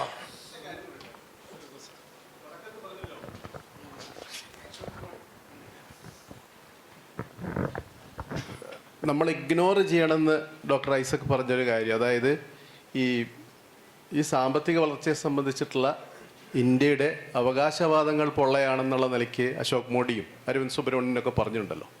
ഇപ്പം ഗ്രോസ് ഡൊമസ്റ്റിക് പ്രൊപ്പഗൻഡയാണ് GDPക്ക് പുതിയ അപ്പോൾ അത് നമ്മൾ ഇഗ്നോർ ചെയ്ത് പോകണം എന്നാണോ സഖാവ് തുടക്കത്തിൽ സൂചിപ്പിച്ചത്? നിങ്ങളതേ നിങ്ങൾക്കതിനുള്ള സാങ്കേതിക വൈദഗ്ധ്യം ഇല്ല. എങ്ങനെയാണ് GDP കാൽക്കുലേറ്റ് ചെയ്യണത്, എങ്ങനെയാണ് പർച്ചേസിങ് പവർ പാരിറ്റി കാൽക്കുലേറ്റ് ചെയ്യണത്, ഇനി ഈ ക്ലാസ്സിന് വേണ്ടിയൊന്നും പഠിക്കാൻ വേണ്ടി ശ്രമിക്കണ്ട. അതുകൊണ്ട് കൺസീഡ് ദാറ്റ്. എന്താ അരവിന്ദ് സുബ്രഹ്മണ്യം പറഞ്ഞത് ശരിയാണെങ്കിലും വരുന്നത് 7% വളർച്ചയില്ല, 6 ഉള്ളൂ. എന്നാലും പണ്ടുള്ളതിനൊക്കെ കൂടുതലാണ്. സോ നമ്മൾ വേണ്ടാത്ത കാര്യത്തിൽ പോയിട്ട് കടിച്ച് പല്ല് കളയണ്ട. I love that. So yes, okay. ഇനിയുണ്ട് 2 സെക്ഷൻ. ഒരു ചെറിയ സംശയമാണ്. നമ്മൾ ഈ റിപ്പബ്ലിക് സദസ്സിൻ്റെ ഭാഗമായിട്ടാണ് ഇങ്ങനൊരു ക്ലാസ് സംഘടിപ്പിക്കുന്നത്. അപ്പം നമ്മൾ നമ്മുടെ ഗ്രന്ഥശാലകളിൽ ഈ ക്ലാസ് സംഘടിപ്പിക്കുമ്പോൾ കുട്ടികളടക്കം ഒട്ടേറെ ആളുകൾ പങ്കെടുക്കും. ഇന്നിപ്പോൾ പുതിയ 10ാം ക്ലാസ്സിലെ പാഠപുസ്തകം വന്നപ്പോൾ അതിൽ ഇക്കണോമിക്സിൻ്റെ ഭാഗത്ത് ഈ ഇൻഡെക്സ് എല്ലാം കൃത്യമായി തന്നെ പറയുന്നുണ്ട്. അതിൽ സാറിവിടെ കമ്പയർ ചെയ്ത് ഇന്ത്യയെക്കുറിച്ചും ചൈനയെക്കുറിച്ചുമാണ്. ആ പാഠപുസ്തകത്തിൽ ഇന്ത്യയും ചൈനയും മാത്രമല്ല, അതിൽ ഐസ്ലാൻഡും അമേരിക്കയും ഉൾപ്പെടെയുള്ള രാജ്യങ്ങളുണ്ട്. അപ്പോൾ ഈ ചൈനയെക്കാളും എത്രയോ സാമ്പത്തികമായും മറ്റുമെല്ലാം വളർന്ന രാജ്യമാണ് അമേരിക്ക എന്നുള്ളത്. അപ്പോൾ ഈ അമേരിക്കയുടെ വികസന രീതികൾ നമുക്ക് ഇന്ത്യയിൽ നടപ്പിലാക്കി കൂടെ എന്നൊരു കുട്ടി ചോദിച്ചാൽ നമുക്ക് എന്ത് അതിനോട് മറുപടി പറയാനാകും? ഞാൻ വരാതിലേക്ക് വരാം. Last will take that up. എന്നാൽ പ്രത്യേകം തീർത്തേക്കാം. അമേരിക്കയുടെ വികസന രീതികൾ ഇന്ത്യയിൽ നടപ്പാക്കിക്കൂടെ? എന്താണ് അമേരിക്കയുടെ വികസന രീതി? കൊളോണിയൽ പ്ലണ്ടർ ചെയ്യുക. ബ്രിട്ടീഷുകാരന് ഇന്ത്യ വരുമ്പോൾ ഉണ്ടല്ലോ, ഈ ഇന്ത്യയും ചൈനയും ലോക ഉൽപ്പാദനത്തിൻ്റെ പകുതിയാണ്. അവിടെ നിന്നാണ് നമ്മൾ 10% ചുരുങ്ങിയത്. എങ്ങനെ? കൊള്ളയടിച്ചു കൊണ്ടുപോയ സമ്പത്ത് വെച്ചല്ലേ. ഇന്ന് അമേരിക്ക അവൻ്റെ ഡോളറിനെ രക്ഷിക്കണം. എന്താ ചെയ്യണേ? ഒരു പരമാധികാര രാജ്യത്തെ പിടിച്ചെടുക്കുന്ന പ്രസിഡന്റ് തട്ടിക്കൊണ്ടുപോകണം. എന്നിട്ട് ഞാനാണ് ആക്ടിങ് പ്രസിഡന്റ് എന്ന്. ഗഡാഫി, സദാം ഹുസൈൻ ഒന്ന് സ്വരം ഉയർത്തോ. എന്താ നമ്മുടെ ഗഡാഫി ചെയ്തുകൊണ്ടിരുന്നത്? ഈ എണ്ണ സമ്പത്ത് അയാളൊക്കെ കുറച്ചൊക്കെ എടുത്തു കാണും. പക്ഷെ അവിടെ നികുതിയില്ല, എല്ലാവർക്കും എല്ലാം സൗജന്യം. അങ്ങനത്തെ ഒരു സമൂഹം അയാൾ സൃഷ്ടിക്കാൻ നോക്കിയത്. Do we have that option? ആദ്യം അത് സെറ്റിൽ ചെയ്യണം. നമ്മളെ ഈ ആഗോളക്കണ്ടപ്പം നമ്മുടെ തലയിൽ നിന്നും കൊളോണിയലിസം പോയി, നമ്മുടെ തലയിൽ നിന്നും ഇമ്പീരിയലിസം പോയി കേട്ടോ. So that's easily done. We settle the. നമ്മൾ വിക്ടിമും അവൻ നമ്മുടെ കൊള്ളക്കാരനോ. യെസ്,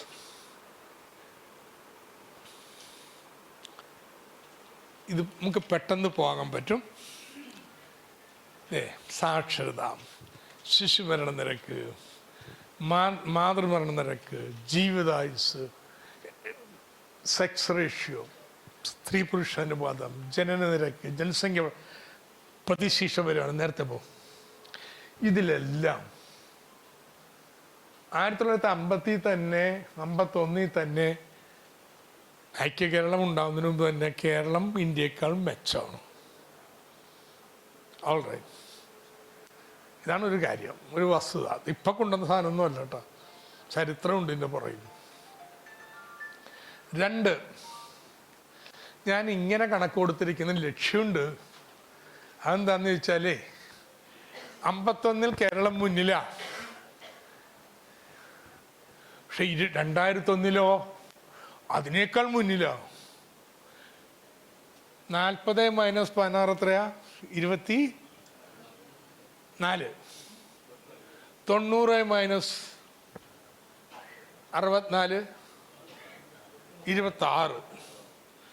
ഓരോന്നും ഇത് 40 ഉള്ളൂ, ഇത് 50 ഉണ്ട് വ്യത്യാസം. ഇന്ത്യയും കേരളവും തമ്മിലുള്ള അകലം കൂടുകയാണ് ചെയ്തത് ക്ഷേമകാര്യത്തിൽ 2001 വരെ. അതുകൊണ്ടാണ് 2001 കണക്ക് കൊടുത്തിരിക്കുന്നത്. 50 തന്നെ സാക്ഷരതയില്, ശിശുമരണ നിരക്കില്, അതുപോലെ മാതൃമരണ നിരക്കില്, ജീവിതായുസ്സില് ഒക്കെ കേരളം മുന്നിലാണ്. പക്ഷെ 2001 പിന്നെയും അകലം കൂടുകയേ ചെയ്തിട്ടുള്ളൂ. ഈ നൂറ്റാണ്ടിലാണ് ഇന്ത്യ കേരളത്തിനൊപ്പം വരാൻ തുടങ്ങിയത്. ശിശുമരണ നിരക്ക് 5 കഴിഞ്ഞാൽ പിന്നെ കുറയ്ക്കാനൊന്നും പറ്റൂലെന്നും. വലിയ പ്രയാസം.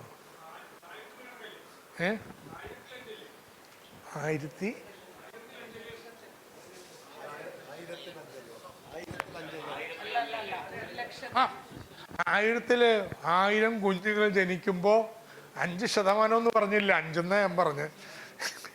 ചിലർ 5% എന്ന് പറയും. 5% ഇല്ല, 1000 കുഞ്ഞുങ്ങൾ ജനിക്കുന്നൊരു 1 വർഷം പ്രായമെത്തുന്നതിന് മുമ്പ് മരിക്കുന്ന കുഞ്ഞുങ്ങൾ. സോ വളരെ നിങ്ങൾ വായിച്ചു നോക്കിയാൽ മതി, മനസ്സിലാക്കാൻ പറ്റുന്ന കാര്യം. Simple point I M making. സ്വാതന്ത്ര്യം കിട്ടി ഈ നൂറ്റാണ്ടിൻ്റെ ആരംഭം വരെ കേരളത്തിൽ ഈ ക്ഷേമ നേട്ടങ്ങൾ ഇന്ത്യയെ അപേക്ഷിച്ച് കൂടുതൽ ശക്തിപ്പെട്ട് വരികയായിരുന്നു. അതിനുശേഷം ഇന്ത്യ അടുത്തു തുടങ്ങി, എന്നാലും കേരളം തന്നെ മുന്നിൽ.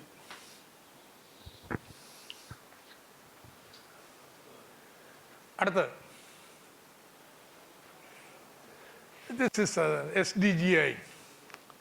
കേരളം 1-ാം സ്ഥാനം, സ്കോർ 75, ഇന്ത്യയുടെ score 66. School quality index Keralam 1-ാം സ്ഥാനം 77.6. ഹെൽത്ത് ഇൻഡെക്സ് കേരളം 1-ാം സ്ഥാനം. ഹ്യൂമൻ ഡെവലപ്മെൻറ്റ് ഇൻഡെക്സ് കേരളം 1-ാം സ്ഥാനം. ചൈൽഡ് ഡെവലപ്മെൻറ്റ് ഇൻഡെക്സ് 1-ാം സ്ഥാനം. ഇതൊക്കെ ഇന്ത്യ സർക്കാരിൻ്റെ കണക്കുകളാണ്.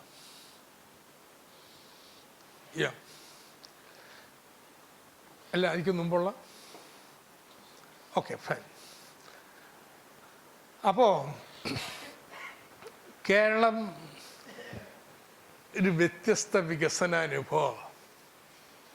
സാധാരണഗതിയിൽ വികസനത്തിൻ്റെ രേഖ, വികസനം, സാമ്പത്തിക വളർച്ച ഇങ്ങനെ ഉണ്ടായിക്കൊണ്ടിരിക്കുമ്പോൾ നാട്ടിൽ അസമത്വത്തിന് എന്ത് പറ്റും? അസമത്വം കൂടും. സാമ്പത്തിക വളർച്ച ഒരു ഘട്ടം കഴിയുമ്പോൾ നേട്ടങ്ങൾ കിരിഞ്ഞിറങ്ങും.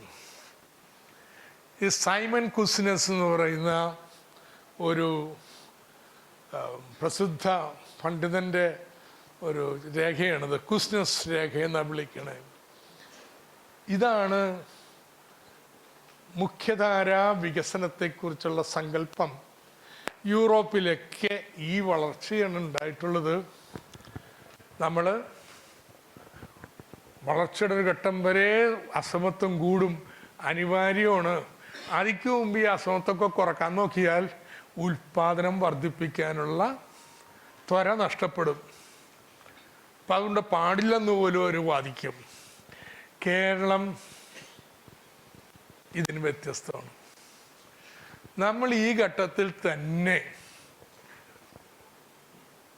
ഉൽപ്പാദിപ്പിക്കുന്നതിൽ ന്യായമായ വിഹിതം സാധാരണക്കാർക്ക് മേടിച്ചു കൊടുക്കാൻ ശ്രമിച്ചു. ഇതാണ് നമ്മുടെ പ്രത്യേകത. എങ്ങനെയൊക്കെയാണത്? അല്ലല്ല, നെക്സ്റ്റ്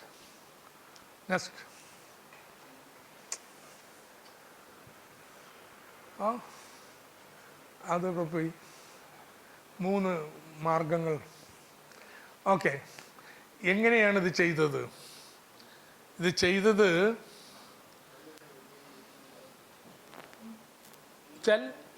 സമ്പത്തിൻ്റെ ഉൽപാദനത്തിനൊപ്പം ഇതല്ല. ട്രേഡ് യൂണിയൻ, കർഷക സംഘം, മറ്റേ take it from another place. അപ്പം ഇതാ എങ്ങനെയാണിതുണ്ടായത്?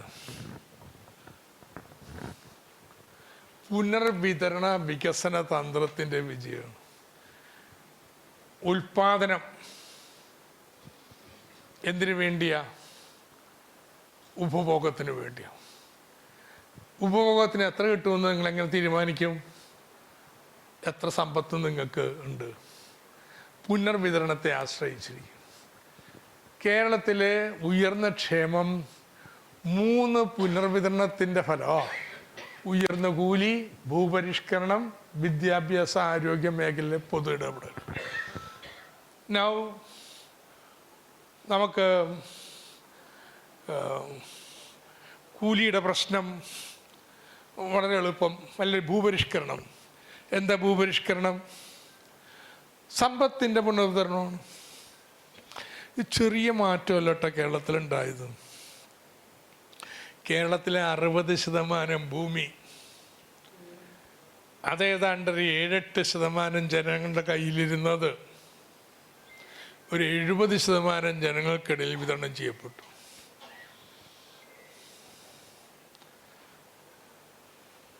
അതാണ് കേട്ടോ കേരളത്തിലെ ജാതി വ്യവസ്ഥയൊക്കെ ഇത്ര ദുർബലപ്പെടുത്തിയ പ്രധാനപ്പെട്ട ഘടകം. സോ ഇതുപോലൊന്നും ഇന്ത്യ വേറെ നടന്നിട്ടില്ല. സവർണർക്ക് മാത്രമായിരുന്നു ഭൂവുടമസ്ഥ, ഇത് അവർണ ജാതികൾക്ക് വന്നു.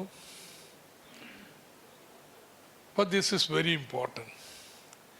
2, ഈ പാവപ്പെട്ടവനും കിടപ്പാടമെങ്കിലും കിട്ടിയപ്പോഴേ സംഘടിക്കാനും സമരം ചെയ്യാനും തുടങ്ങി.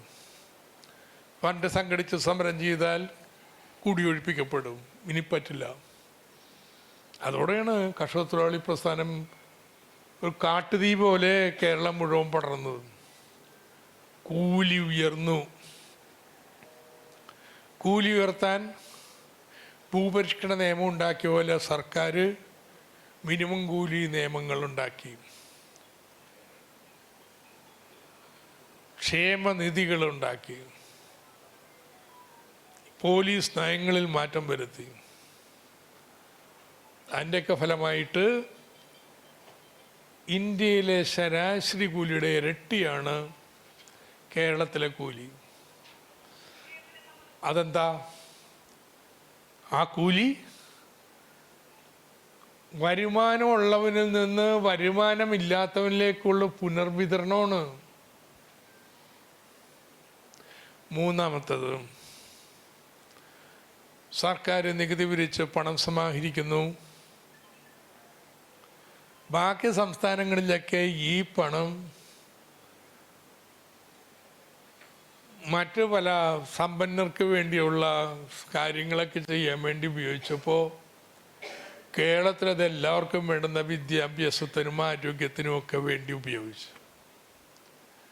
അതെങ്ങനെ? പ്രജാവത്സര തൽപരരായിട്ടുള്ള പൊന്നുതമ്പകാരക്കന്മാർ കൊണ്ടുവന്നതല്ല, അതിനു വേണ്ടിയുള്ള സമരങ്ങൾ. ഞാൻ പറഞ്ഞ ഈ 3 കാര്യവും പുനരുദ്ധരണത്തിൻ്റെ നോക്കിക്കുക. എൻ്റെ പ്രത്യേകത എന്താ? താഴെത്തട്ടിൽ നിന്ന് കൃഷിക്കാരുടെ സംഘങ്ങൾ, തൊഴിലാളിയുടെ സംഘങ്ങൾ, സാമൂഹ്യ പരിഷ്കരണ പ്രസ്ഥാനങ്ങൾ, 3ഉം സമരം ചെയ്ത് നേടിയിട്ടുള്ളതാണ്. താഴെത്തട്ടിൽ നിന്നുള്ള മുന്നേറ്റത്തിൻ്റെ ഫലമായിട്ടാണ്. ഇങ്ങനൊരു പുനർവിതരണം വന്നതുകൊണ്ടാണ് കേരളത്തിലെ ജനങ്ങളുടെ ക്ഷേമം പടിപടിയായിട്ടുയർന്നത്. ഇതൊക്കെ വേണമെങ്കിൽ നമുക്ക് വിസ്തരിക്കാം, കുഴപ്പമില്ല. പക്ഷെ പോയിന്റ് ഈസ് മെയ്ഡ്.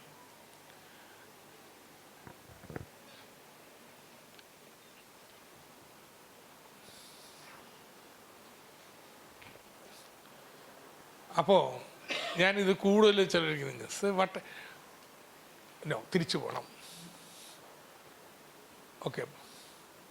ഓക്കെ അടുത്തത്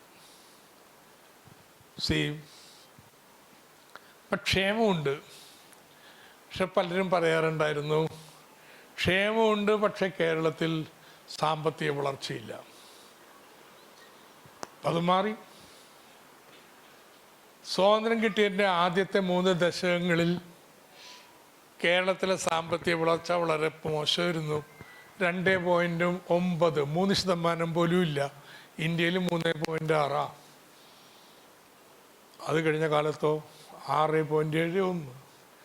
പ്രതിശീർഷ വരുമാനം വളരുന്നത് 0.99. ഇപ്പോൾ ഓരോ വർഷവും മനുഷ്യന്മാരുടെ ശരാശരി വരുമാനം 6% വെച്ചാണ് വളരുന്നത്. ഇതുപോലെ കൃഷി മാത്രം വളരുന്നില്ല. നമ്മുടെ കുഴപ്പം കൊണ്ടല്ല കേട്ടോ. 88 മുതൽ 95 വരെ 5% വെച്ച കൃഷി വളർന്നേ. അപ്പോഴാണ് ആസിംഗ് കരാർ വന്നത്. പിന്നെ 0. അതുകൊണ്ട് ശരാശരി എടുക്കുമ്പോൾ 1.3 ഉള്ളൂ. സോ ക്ഷേമമുണ്ട്, സാമ്പത്തിക വളർച്ചയുണ്ട്. ഈ സാമ്പത്തിക വളർച്ച എങ്ങനെ ഉണ്ടായി? 70 മുതൽ ഗൾഫിലേക്ക് ആളുകൾ പോയി തുടങ്ങി. 80-ൽ 5 ലക്ഷം, 90-ൽ 14 ലക്ഷം, 2000-ന്റെ മധ്യത്തിൽ 20 ലക്ഷം. യെസ്, പണം വന്നു തുടങ്ങി. 75-76-ൽ നമ്മുടെ സംസ്ഥാന വരുമാനത്തിൻ്റെ 2.6%, 86-87-ൽ 12.8%, 96-97-ൽ 24%, 2000-ന്റെ മധ്യത്തിലായപ്പോൾ 30%. ഇതിൻ്റെ ഫലമായി നമ്മുടെ ഉപഭോഗം ഉയർന്നു, ബാങ്ക് ഡെപ്പോസിറ്റുകൾ കൂടി സമ്പാദ്യം ഉയർന്നു. പക്ഷെ താഴ്ന്ന നിക്ഷേപം തന്നെ വ്യവസായത്തിലേക്ക്. പക്ഷെ ഉയർന്ന വളർച്ച ഉപഭോഗത്തിൻ്റെ ഫലമായിട്ട് വ്യാപാര കമ്മി പോട്ടെ, എടുക്കണ്ട. അടുത്തത് നെക്സ്റ്റ്. അപ്പോൾ ഞാൻ എന്തിനാ ഇങ്ങനെ പറഞ്ഞ്, ചിലർ ഗൾഫിലായിരുന്നു നിങ്ങൾ കേരളം അങ്ങ് കുളഞ്ഞു പോയാൽ. ഗൾഫിൽ പോകാൻ പറ്റിയെന്തുകൊണ്ടാണ്? ഇവിടെയുള്ള ആശാരിക്കും കല്ലാശാരിക്കും ചോട്ടുതൊഴിലാളിക്കും ഒക്കെ അത്യാവശ്യം ഇംഗ്ലീഷ് എഴുതാനറിയാമെന്ന്, മേൽവിലാസങ്ങൾ എഴുതാൻ അറിയാം. പണ്ട് 8ഉം കൊട്ടും പഠിച്ച് നമ്മൾ മറ്റ് സംസ്ഥാനങ്ങളിൽ ജോലിക്ക് പോകുമായിരുന്നു. ഇവ 8ഉം കൊട്ടും പഠിച്ചവർ കൊട്ട് പഠിക്കണമെന്ന് പോലും ഇല്ല. സ്കില്ലുണ്ടെങ്കിൽ ഗൾഫിൽ ജോലി കിട്ടുന്നതിലേക്ക് പോകാൻ പറ്റി. ഓഫായി. ഓക്കെ, നൗ അടുത്തത് മുകളിലുള്ളത് ക്ഷേമമുണ്ട്, സാമ്പത്തിക വളർച്ചയുണ്ട്. പിന്നെന്താ പുതിയ വെല്ലുവിളി? 2 വെല്ലുവിളിയുണ്ട്. 2ാം തലമുറ പ്രശ്നങ്ങൾ, പുതിയ തലമുറയുടെ തൊഴിൽ പ്രശ്നങ്ങൾ. ഇതാണ് 2 വെല്ലുവിളികൾ. എന്താ 2ാം തലമുറ പ്രശ്നങ്ങൾ? ഒന്ന്, നമ്മുടെ സ്കൂളിനും ആശുപത്രിക്കൊക്കെ ഉള്ള നിലവാരം ഇത് പോരാ. ചെറുകിട മേഖലയിലെ ഉൽപ്പാദനം മെച്ചപ്പെടുത്തണം, ഗ്രാമീണ ആസ്തികൾ മെച്ചപ്പെടുത്തണം. ഇതിന് നമ്മൾ കണ്ട പരിഹാരമാണ് ജനകീയ ആസൂത്രണം. താഴത്തേക്ക് അധികാരം നൽകുക, ഉള്ള പണത്തിൻ്റെ വിഹിതവും നൽകുക, എന്നിട്ട് നാട്ടുകാർ തീരുമാനിക്കട്ടെ ഓരോ പ്രദേശത്തും അവരുടെ സ്കൂൾ എങ്ങനെ മെച്ചപ്പെടുത്താം, അവരുടെ ആശുപത്രി എങ്ങനെ മെച്ചപ്പെടുത്താം, കൃഷി എങ്ങനെ മെച്ചപ്പെടുത്താം. ഇത് വലിയ വ്യത്യാസം ഉണ്ടാക്കിയിട്ടുണ്ട് കേട്ടോ. ഏറ്റവും വലിയ വ്യത്യാസം എന്താ? ദാരിദ്ര്യം ഇല്ലാതാക്കിയെന്ന്. ഒറ്റ വാചകത്തിൽ പറഞ്ഞാൽ കേന്ദ്ര സർക്കാരിൻ്റെ മൾട്ടി ഡയമെൻഷൻ വിദ്യാഭ്യാസവും ആരോഗ്യം എല്ലായിടത്തും കൊണ്ടുള്ള സൂചികയുണ്ട്. Multi dimensional poverty index. Keralam 0.55 തലയെണ്ണം നോക്കി എത്ര പേര് പണ്ടത്തെ പോലെ ദരിദ്രരാണെന്ന് കേന്ദ്ര സർക്കാരിൻ്റെ കണക്ക് വന്നിട്ടുണ്ട്. 0.7 കേരളം. എന്താ അധികാര വികേന്ദ്രീയം നേടിയെന്ന് ചോദിച്ചാൽ ഇതാണ് ഏറ്റവും വലിയ നേട്ടം. ഇതിലെല്ലാം വരും. 2. അപ്പോൾ ഒരു പ്രശ്നം, അതിനുള്ള പരിഹാരവും കണ്ടു. 2ാമത്തെ പ്രശ്നം തൊഴിലില്ലായ്മ. നോക്കിക്കേ, തൊഴിൽ 80കൾ മുതൽ ഇന്ത്യയുടെ തൊഴിലില്ലായ്മയുടെ ഇരട്ടിയ കേരളം. 6 മടങ്ങ്, 4 മടങ്ങ്, 6 മടങ്ങ്, 5 മടങ്ങ്, 5 മടങ്ങ്, 3 മടങ്ങ്, 2 മടങ്ങ്. കേരളത്തിലെ തൊഴിലില്ലായ്മ ദേശീയ ശരാശരിയുടെ 4-5 മടങ്ങ് കൂടുതലായിരുന്നു. ഇപ്പം അത് കുറച്ചുകൊണ്ട് വർഷമുണ്ട് കേട്ടോ. നമ്മളിത് പറയാറില്ല. കണക്ക് നോക്കിയേ, ഇന്ത്യ സർക്കാരിൻ്റെ കണക്കാണ്. കേരളത്തിൽ തന്നെ കൂടുതൽ 12%, പക്ഷേ ഇന്ത്യയിൽ 6%.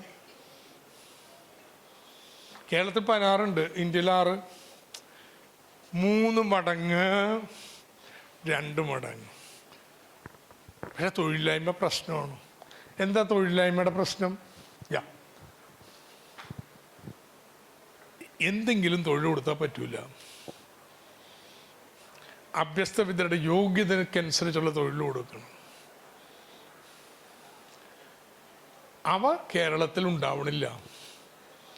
ഇതിന് പരിഹാരം എന്ത്? ഇതിനുള്ള ഉത്തരമാണ് വിജ്ഞാന സമ്പദ്ഘടന.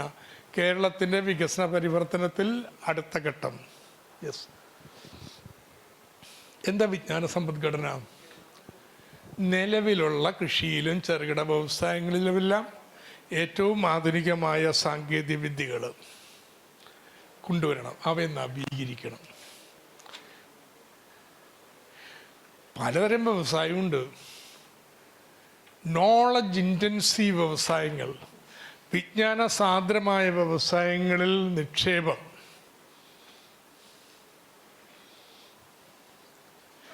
ഇങ്ങനെ നിക്ഷേപം പുറത്തുനിന്ന് വന്നില്ലെങ്കിലും അല്ലെങ്കിൽ വേണ്ടത്ര വന്നില്ലെങ്കിലോ അതിനോടൊപ്പം നമ്മുടെ നാട്ടിലെ അഭ്യസ്ത വിദ്യരുടെ സ്റ്റാർട്ടപ്പുകൾ,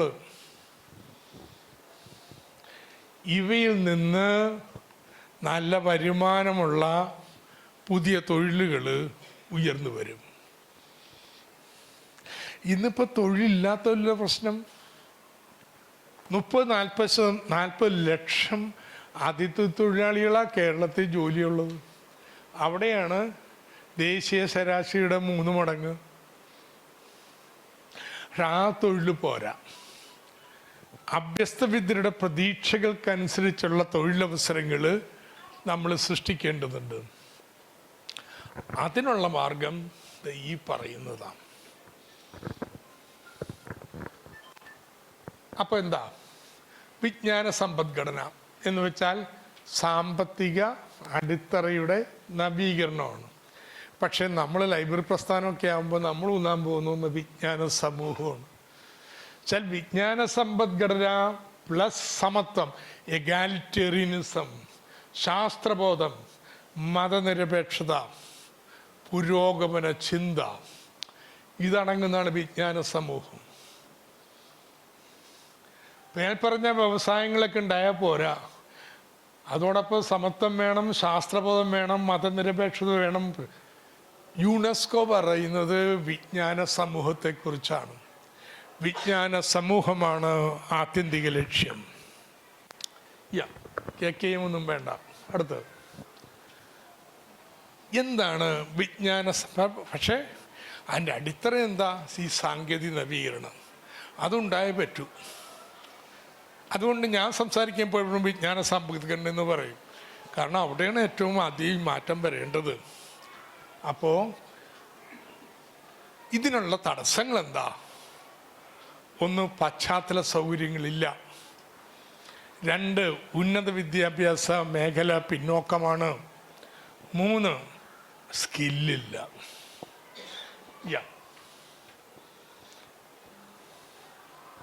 ഇല്ല. ഈ ചുവപ്പ് രേഖയാണ് നമ്മുടെ ഇന്ത്യയിലെ മറ്റ് സംസ്ഥാനങ്ങൾ ബഡ്ജറ്റിൽ നിന്ന് റോഡും പാലവും കെട്ടിടങ്ങളൊക്കെ പണിയാൻ വേണ്ടി ചെലവഴിക്കുന്ന തുക കഴിഞ്ഞൊരു 30 വർഷക്കാലത്തിനിടയിൽ. നമ്മുടെ കേരളം ചെലവാക്കുന്നതാണ് നീല ലൈൻ. നീല ലൈൻ എത്രയോ താഴത്താണ്. നമ്മൾ കാശുണ്ടായതൊക്കെ നമ്മുടെ കോളേജിലും സ്കൂളിലും ആശുപത്രിയിലൊക്കെ മുടക്കി. അതുകൊണ്ട് പശ്ചാത്തല സൗകര്യങ്ങൾ നമ്മൾ വളരെ പിന്നിലാണ്. ഇത് മറികടക്കണം. മറികടക്കാനായിട്ട് ചില ബുദ്ധന്മാർ പറഞ്ഞെന്തിനാ ഈ കോളേജിനും ആശുപത്രിക്കും എല്ലാം മുടക്കേണ്ടത്? സർക്കാരിൻ്റെ റവന്യൂ ചെലവ് കൂടിക്കൊണ്ടിരിക്കുക, ക്ഷേമ ചെലവ്. ഇപ്പോഴാണ് പെൻഷൻ വർദ്ധിപ്പിക്കേണ്ടത്. അതിൽ നിന്ന് മിച്ചം പിടിച്ച് റോഡും പാലവും പണിയണം. പിന്നോക്കസ്ഥ പരിഹരിക്കാൻ പൊതുനിക്ഷേപം വർദ്ധിപ്പിക്കണം. പക്ഷെ അത് നടക്കില്ല. നമ്മുടെ നിലപാടെന്താ? ക്ഷേമ നേട്ടങ്ങൾക്കൊരു ഭംഗവും വരാതെ വേണം നമുക്ക് വിജ്ഞാന സമ്പദ്ഘടനയിലേക്ക് പോകാൻ. അതുകൊണ്ട് പാവങ്ങളുടെ വയറ്റത്തടിച്ചിട്ടല്ല ഉണ്ടാക്കേണ്ടത്, ബഡ്ജറ്റിന് പുറത്ത് അതിനുള്ള പണം കണ്ടെത്തണം. ഇതാണ് കിഫ്ബി വഴി ചെയ്യുന്നത്.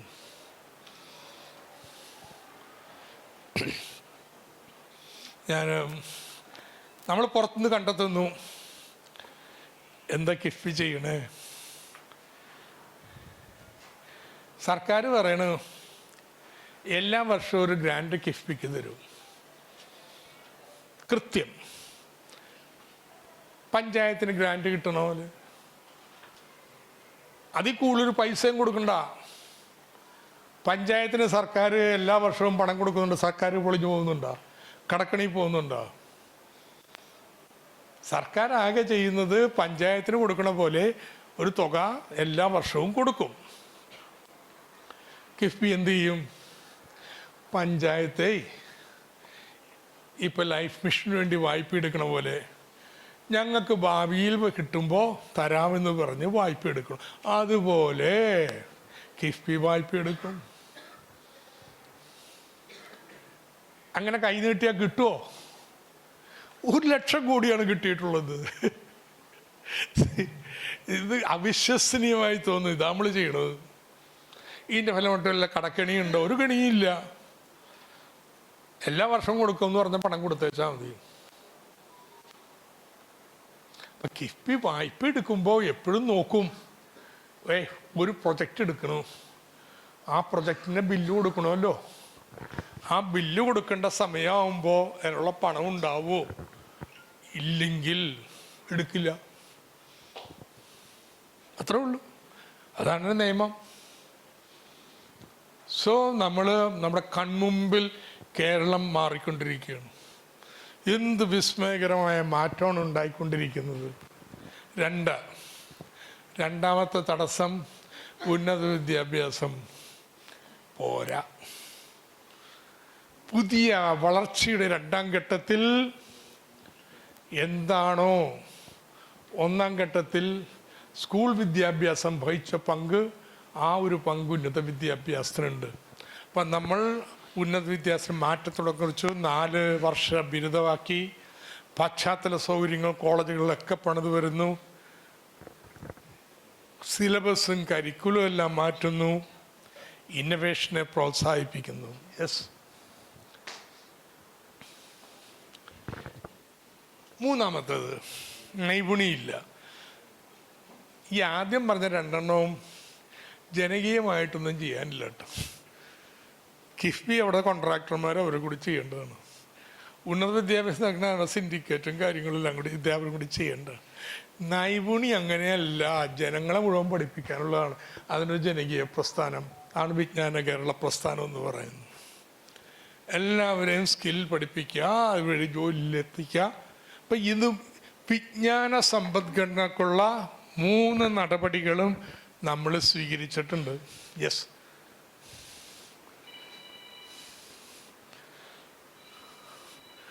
ഓക്കെ, ഇവിടെയാണ് നമ്മൾ ലാസ്റ്റ്. ഇതിൽ തൊട്ട് മുമ്പുള്ളോട്ട് ഒന്ന് കാണണ്ടേ?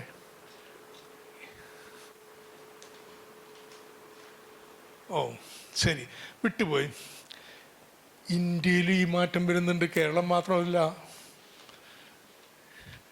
മോഡേൺ AI ടൂൾസ് ഉപയോഗിച്ചിട്ടുള്ളത് വലിയ വലിയ പാർക്കുകൾ ഇതൊക്കെ ഇന്ത്യയിലും വരുന്നുണ്ട്. പക്ഷെ കേരളത്തിൽ വരുന്നതിന് വ്യത്യാസം ഉണ്ടാവും. എന്താണ് വ്യത്യാസം? ഒന്ന്, ഉൾച്ചേർന്നതായിരിക്കും, ഒരാളെയും വിടില്ല. അതുകൊണ്ടാണ് കേട്ടോ ഈ പരിപാടി തുടങ്ങിയത്. ഉടന എല്ലാ സ്കൂളിലും പിള്ളേർക്കും കമ്പ്യൂട്ടർ കൊടുത്തിട്ടാണ്. ഡിജിറ്റൽ സ്കൂൾ വേറെങ്കിലും നടന്നിട്ടില്ല. എന്തിനാ ഇത്? എല്ലാ കുഞ്ഞുങ്ങളുടെയും വീട്ടിൽ നമ്മൾ ശ്രമിക്കുന്നത് അവർക്ക് ഇൻ്റർനെറ്റ് കൊടുക്കണം.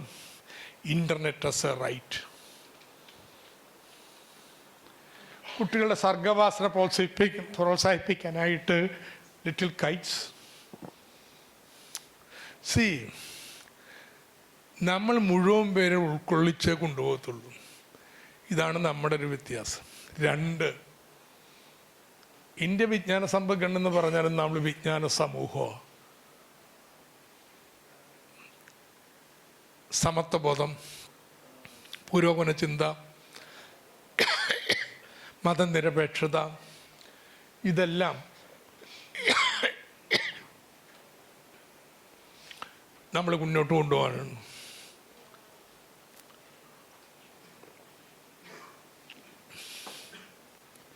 ക്ഷേമ നേട്ടങ്ങൾ, ഒരു പനിയെന്ന് പുറത്ത് കിടക്കുന്നതേ ഉള്ളൂ. അപ്പം ക്ഷേമ നേട്ടങ്ങൾ കൂടെ നമുക്ക് മുന്നോട്ട് കൊണ്ടുപോകും. ഈ പശ്ചാത്തലത്തിലാണ് നമ്മുടെ അവസാനം ലൈബ്രറി പ്രസ്ഥാനത്തിൻ്റെ പങ്ക്. അത് നിങ്ങൾ തന്നെ ചർച്ച ചെയ്യുക. നമ്മുടെ ലൈബ്രറികൾ ഓരോന്നും നോളജ് സെൻറ്റേഴ്സായിട്ട് മാറണം. അതിൻ്റെ നല്ല പരീക്ഷണങ്ങൾ കണ്ണൂർ ചില കേന്ദ്രങ്ങളിൽ, ധർമ്മടം മണ്ഡലത്തിൽ, തളിപ്പറമ്പ് മണ്ഡലത്തിൽ തുടങ്ങിയ മണ്ഡലങ്ങളിൽ നടന്നിട്ടുണ്ട്. ഞാൻ പോയി കണ്ടത് നാളുകൾക്ക് മുമ്പാണ്. എങ്ങനെയാണ് ലൈബ്രറി എന്ന് പറയുന്നത് പുസ്തകം മാത്രമല്ല, അവിടുത്തെ പഞ്ചായത്തിൻ്റെ വികസന പദ്ധതികൾ, കാർഷിക വിജ്ഞാന പരിപാടികൾ, തൊഴിലിൻ്റെ വിവരങ്ങൾ എല്ലാം ലഭ്യമാക്കുന്ന ഒരു നോളജ് സെൻ്ററായിട്ട് പ്രവർത്തിക്കും എന്നുള്ളതിന് മാതൃക. വി ആർ ടു കൺവേർട്ട് നമ്മുടെ ലൈബ്രറികളൊക്കെ ഈ പുതിയ കാലഘട്ടത്തിന് അനുയോജ്യമായിട്ട് ഇങ്ങനെ മാറ്റേണ്ടതുണ്ട്. 2, എല്ലാവരെയും ഉൾച്ചേർന്ന് കൊണ്ടുപോകണമല്ലോ. അതിനു വേണ്ടിയുള്ള നൈപുണ്യ പരിശീലന കേന്ദ്രങ്ങളായിട്ട് കൂടി ഇവയൊക്കെ പ്രവർത്തിക്കാമെന്ന്. നാളെ 15-ാം തീയതി ഞാനൊരു മാരാരിക്കുളത്തെ ലൈബ്രറികളുടെ കാര്യം പറയും. മാരാരിക്കുളത്തെ ആരെങ്കിലും ഉണ്ടോ? ഓക്കെ. ഇയാളുണ്ട്. തീരദേശത്ത്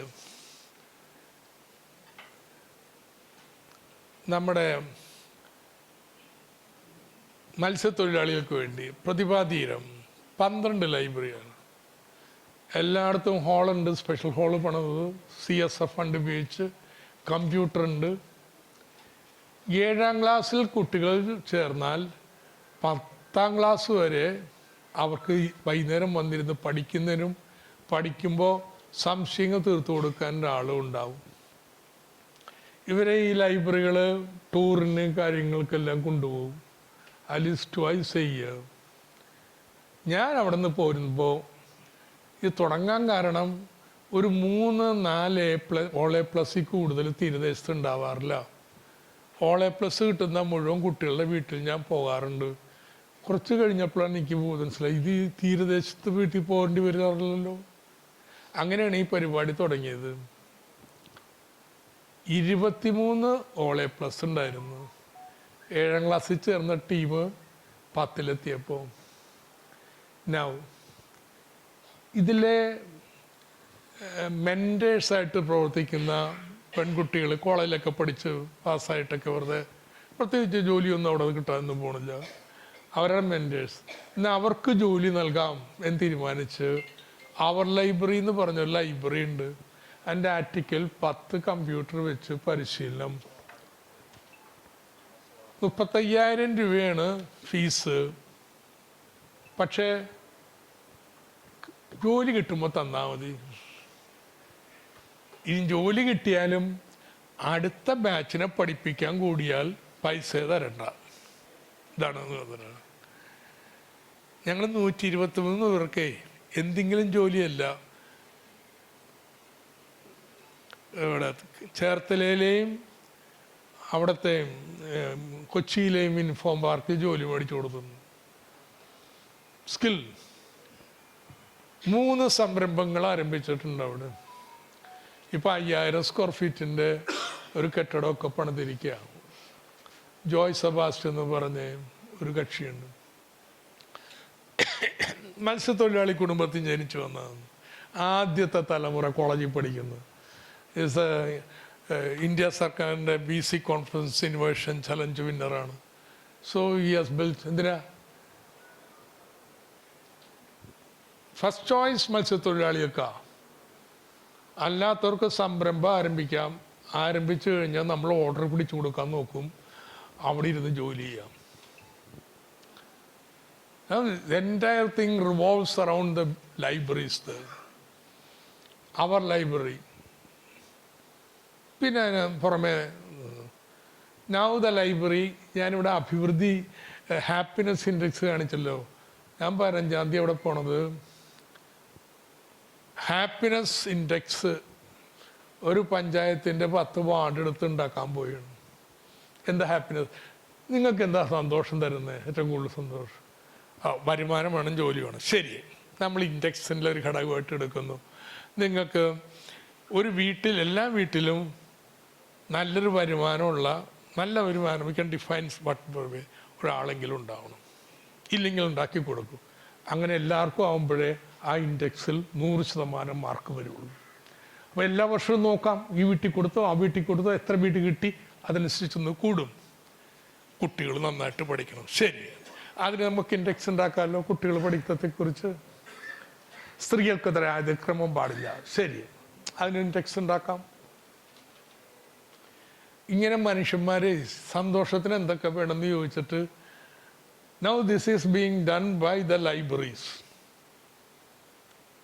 നിങ്ങൾ ഇൻഡെക്സ് ഉണ്ടാക്കുകയാണ്. എന്തിനു വേണ്ടിയിട്ടാണ്? ഒരു വർഷം കഴിയുമ്പോൾ നമ്മൾ പറയും റിപ്പോർട്ട്, എവിടെയൊക്കെയാണ് നമ്മൾ മുന്നോട്ട് പോയത് സന്തോഷത്തിൽ, എവിടെയൊക്കെയാണ് പോകാതിരുന്നത്. അടുത്ത വർഷം പഞ്ചായത്തിൻ്റെ പ്ലാൻ ഉണ്ടാക്കുമ്പോൾ ഇവിടെ ഒരു സ്റ്റെപ്പ് മുന്നോട്ട് പോകാൻ എന്ത് പ്ലാൻ ഉണ്ടാക്കാൻ പറ്റും? So you are going to create happiness index. ഐക്യരാഷ്ട്രസഭ ഇപ്പോൾ ലോകത്തിന്, രാജ്യത്തിന് ഉണ്ടാക്കണേ, നമ്മളൊരു പഞ്ചായത്തിന് ഉണ്ടാക്കാൻ പോയ ഡൺ ബൈ ദ ലൈബ്രറി. ആ പുസ്തകശേഖരം മാത്രം കേട്ടോ, അതാ ഇങ്ങനെയുള്ള കാര്യങ്ങൾ. പക്ഷെ പുതിയ ഒരു കാലഘട്ടത്തിലേക്ക് കേരളം കടക്കുകയാണ്. അതിൻ്റെ കേന്ദ്രബിന്ദുക്കളായിട്ട് നമ്മുടെ ലൈബ്രറികളെ മാറ്റാൻ പറ്റണം.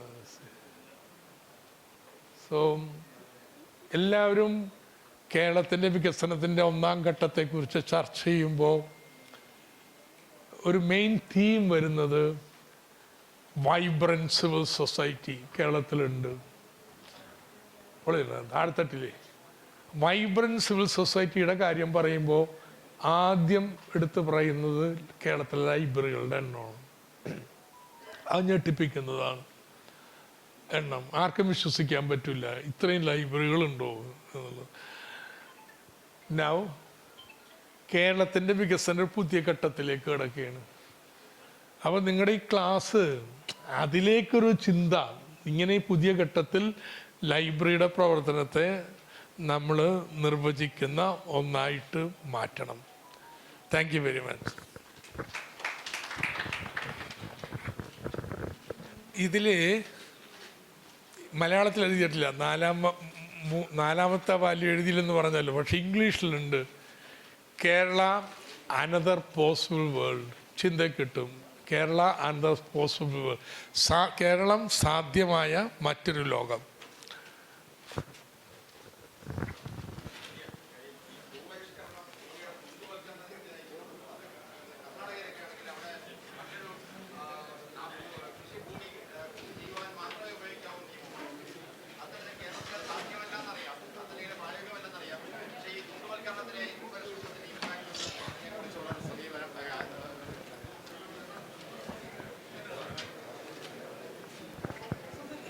ഭൂപരിഷ്കരണത്തിൻ്റെ ഫലമായിട്ട് ഭൂമി തുണ്ടുവൽക്കരിക്കപ്പെട്ടു എന്ന് പറയാറുണ്ട്. കർണാടകയിലൊക്കെ നമുക്ക് കാണാൻ കഴിയുന്നത് കൃഷിഭൂമി കൃഷിക്കാരന് മാത്രമേ വാങ്ങാൻ കഴിയൂ എന്ന നിയമമുണ്ട്. അവിടെ കൺസ്ട്രക്ഷൻ ഒരു തരത്തിലും പാടില്ല എന്നുണ്ട്. അതായത് ഈ കൃഷിയുടെ അനുബന്ധമായി തന്നെയുള്ള ഗോഡൗണുകളോ മറ്റൊന്നും അവിടെ പാടില്ല എന്ന കർശനമായ നിയമമുണ്ട്. നമുക്ക് കേരളം പോലുള്ള സംസ്ഥാനത്തിൽ ഭൂമി പരിമിതമാണെന്ന് നമുക്കറിയാം. അപ്പോൾ അങ്ങനെ ഉള്ള ഒരവസ്ഥയിൽ നേരത്തെ ഗ്രൂപ്പ് ഫാമിംഗ് പോലെയുള്ള ചില ശ്രമങ്ങൾ നടന്നിരുന്നു. അത് പൂർണ്ണമായിട്ട് വിജയിച്ചുമില്ല. ഇനി അതിനൊരു സാധ്യതയുണ്ടോ? അല്ലെങ്കിൽ പുതിയ തലമുറ ഒരു ആ ന്യൂജൻ നമ്മുടെ കൃഷിയിലേക്ക് തിരിയുവാനുള്ള ഒരു സാധ്യത കൂടെ അവിടെ തുറന്നു കിട്ടത്തില്ലേ? ഗ്രൂപ്പ് ഫാമിംഗ് പോലെയുള്ള ഒരു സാധ്യത, അല്ല ഒരു ശ്രമം വീണ്ടും കൊണ്ടുവന്നാൽ അല്ലെങ്കിൽ ഈ തുണ്ടുവൽക്കരണം കൃഷിയെ തന്നെ ആത്യന്തികമായിട്ട് ദോഷമായി ബാധിക്കുന്നുണ്ടല്ലോ. അതിനെക്കുറിച്ച് സഖാവിൻ്റെ ഒരു വിശദീകരണം. ഒന്ന്, ഭൂപരിഷ്കരണം വഴി എല്ലാ തുണ്ടവൽക്കരണം വന്നേ. ഒരു ജന്മിയുടെ 10 ഏക്കർ ഭൂമി അയാൾ 3 പേർക്ക് പാട്ടത്തിന് കൊടുത്തു, 3 ഏക്കർ വെച്ച്. ഭൂപരിഷ്കരണം വന്നപ്പം 3 പേർക്കും 3 ഏക്കർ വെച്ച് കിട്ടി. പണ്ടും 3 ഏക്കർ വെച്ചാൽ കൃഷി ഇരുന്ന്, ഇപ്പോഴും 3 ഏക്കർ വെച്ചേ ഉള്ളൂ. ഉടമസ്ഥതയിലുള്ള മാറ്റമാണ് വരുത്തിയിട്ടുള്ളത്, അല്ല തുണ്ടവൽക്കരണം കൊണ്ടുവരുന്നില്ല. തുണ്ടവൽക്കരണം വരണത് ജനസംഖ്യാ സമ്മർദ്ദത്തിൻ്റെ ഫലമായിട്ടാണ്. നിങ്ങൾക്ക് 4 മക്കളുണ്ടെങ്കിൽ ആ 4 മക്കളും ഉള്ള സ്വത്ത് വീതം വെക്കും. ആ വീതം വെപ്പിൻ്റെ ഫലമായിട്ടാണ് കേരളത്തിലെ ഭൂമി ഇങ്ങനെ ചെറുതുണ്ടമായിട്ടുള്ളത്. അപ്പോൾ ആ ചെറുതുണ്ടം ഭൂമികളിൽ അനുയോജ്യമായ ആധുനിക കൃഷി സങ്കേതങ്ങൾ, പ്രിസിഷൻ ഫാമിംഗ്, നിങ്ങൾക്ക് 20 സെൻറ്റിൽ നിങ്ങൾക്ക് വളർത്താം. ഏറ്റവും ആധുനികമായ ശാസ്ത്ര സാങ്കേതിക വിദ്യകൾ ഉപയോഗിച്ചുള്ള കൃഷി ചെയ്യാം. ഒരു 1.5 ലക്ഷം രൂപ നിങ്ങൾക്ക് വരുമാനം ഉണ്ടാക്കാം ഈ 20 സെൻറ്റിൽ നിന്ന്. ഇനി നിങ്ങൾ ചോദിച്ചല്ലോ കൃഷിയിലേക്ക് ഇങ്ങനെ, കൃഷിയെ ഇങ്ങനെ ആധുനികവൽക്കരിച്ചുകൊണ്ട് മാത്രമേ അത് ആദായകരമാക്കുന്നതിനും ആളുകളെ കൃഷിയിലേക്ക് കൊണ്ടുവരാൻ കഴിയും. അല്ല, നിങ്ങൾക്ക് വേണമെങ്കിൽ നിങ്ങളുടെ പാസ്റ്റ് ടൈമായിട്ടൊക്കെ കുറച്ച് തോട്ടമൊക്കെ ഉണ്ടാക്കാം, അതൊക്കെ ചെയ്യാം. ബട്ട് കൃഷി ഒരു ഉപജീവന മാർഗമാണെങ്കിൽ അതിൻ്റെ ഉൽപ്പാദനക്ഷമത ഗണ്യമായിട്ട് ഉയർത്താനുള്ള ശാസ്ത്ര സാങ്കേതിക വിദ്യകളെ ഉപയോഗപ്പെടുത്തണം.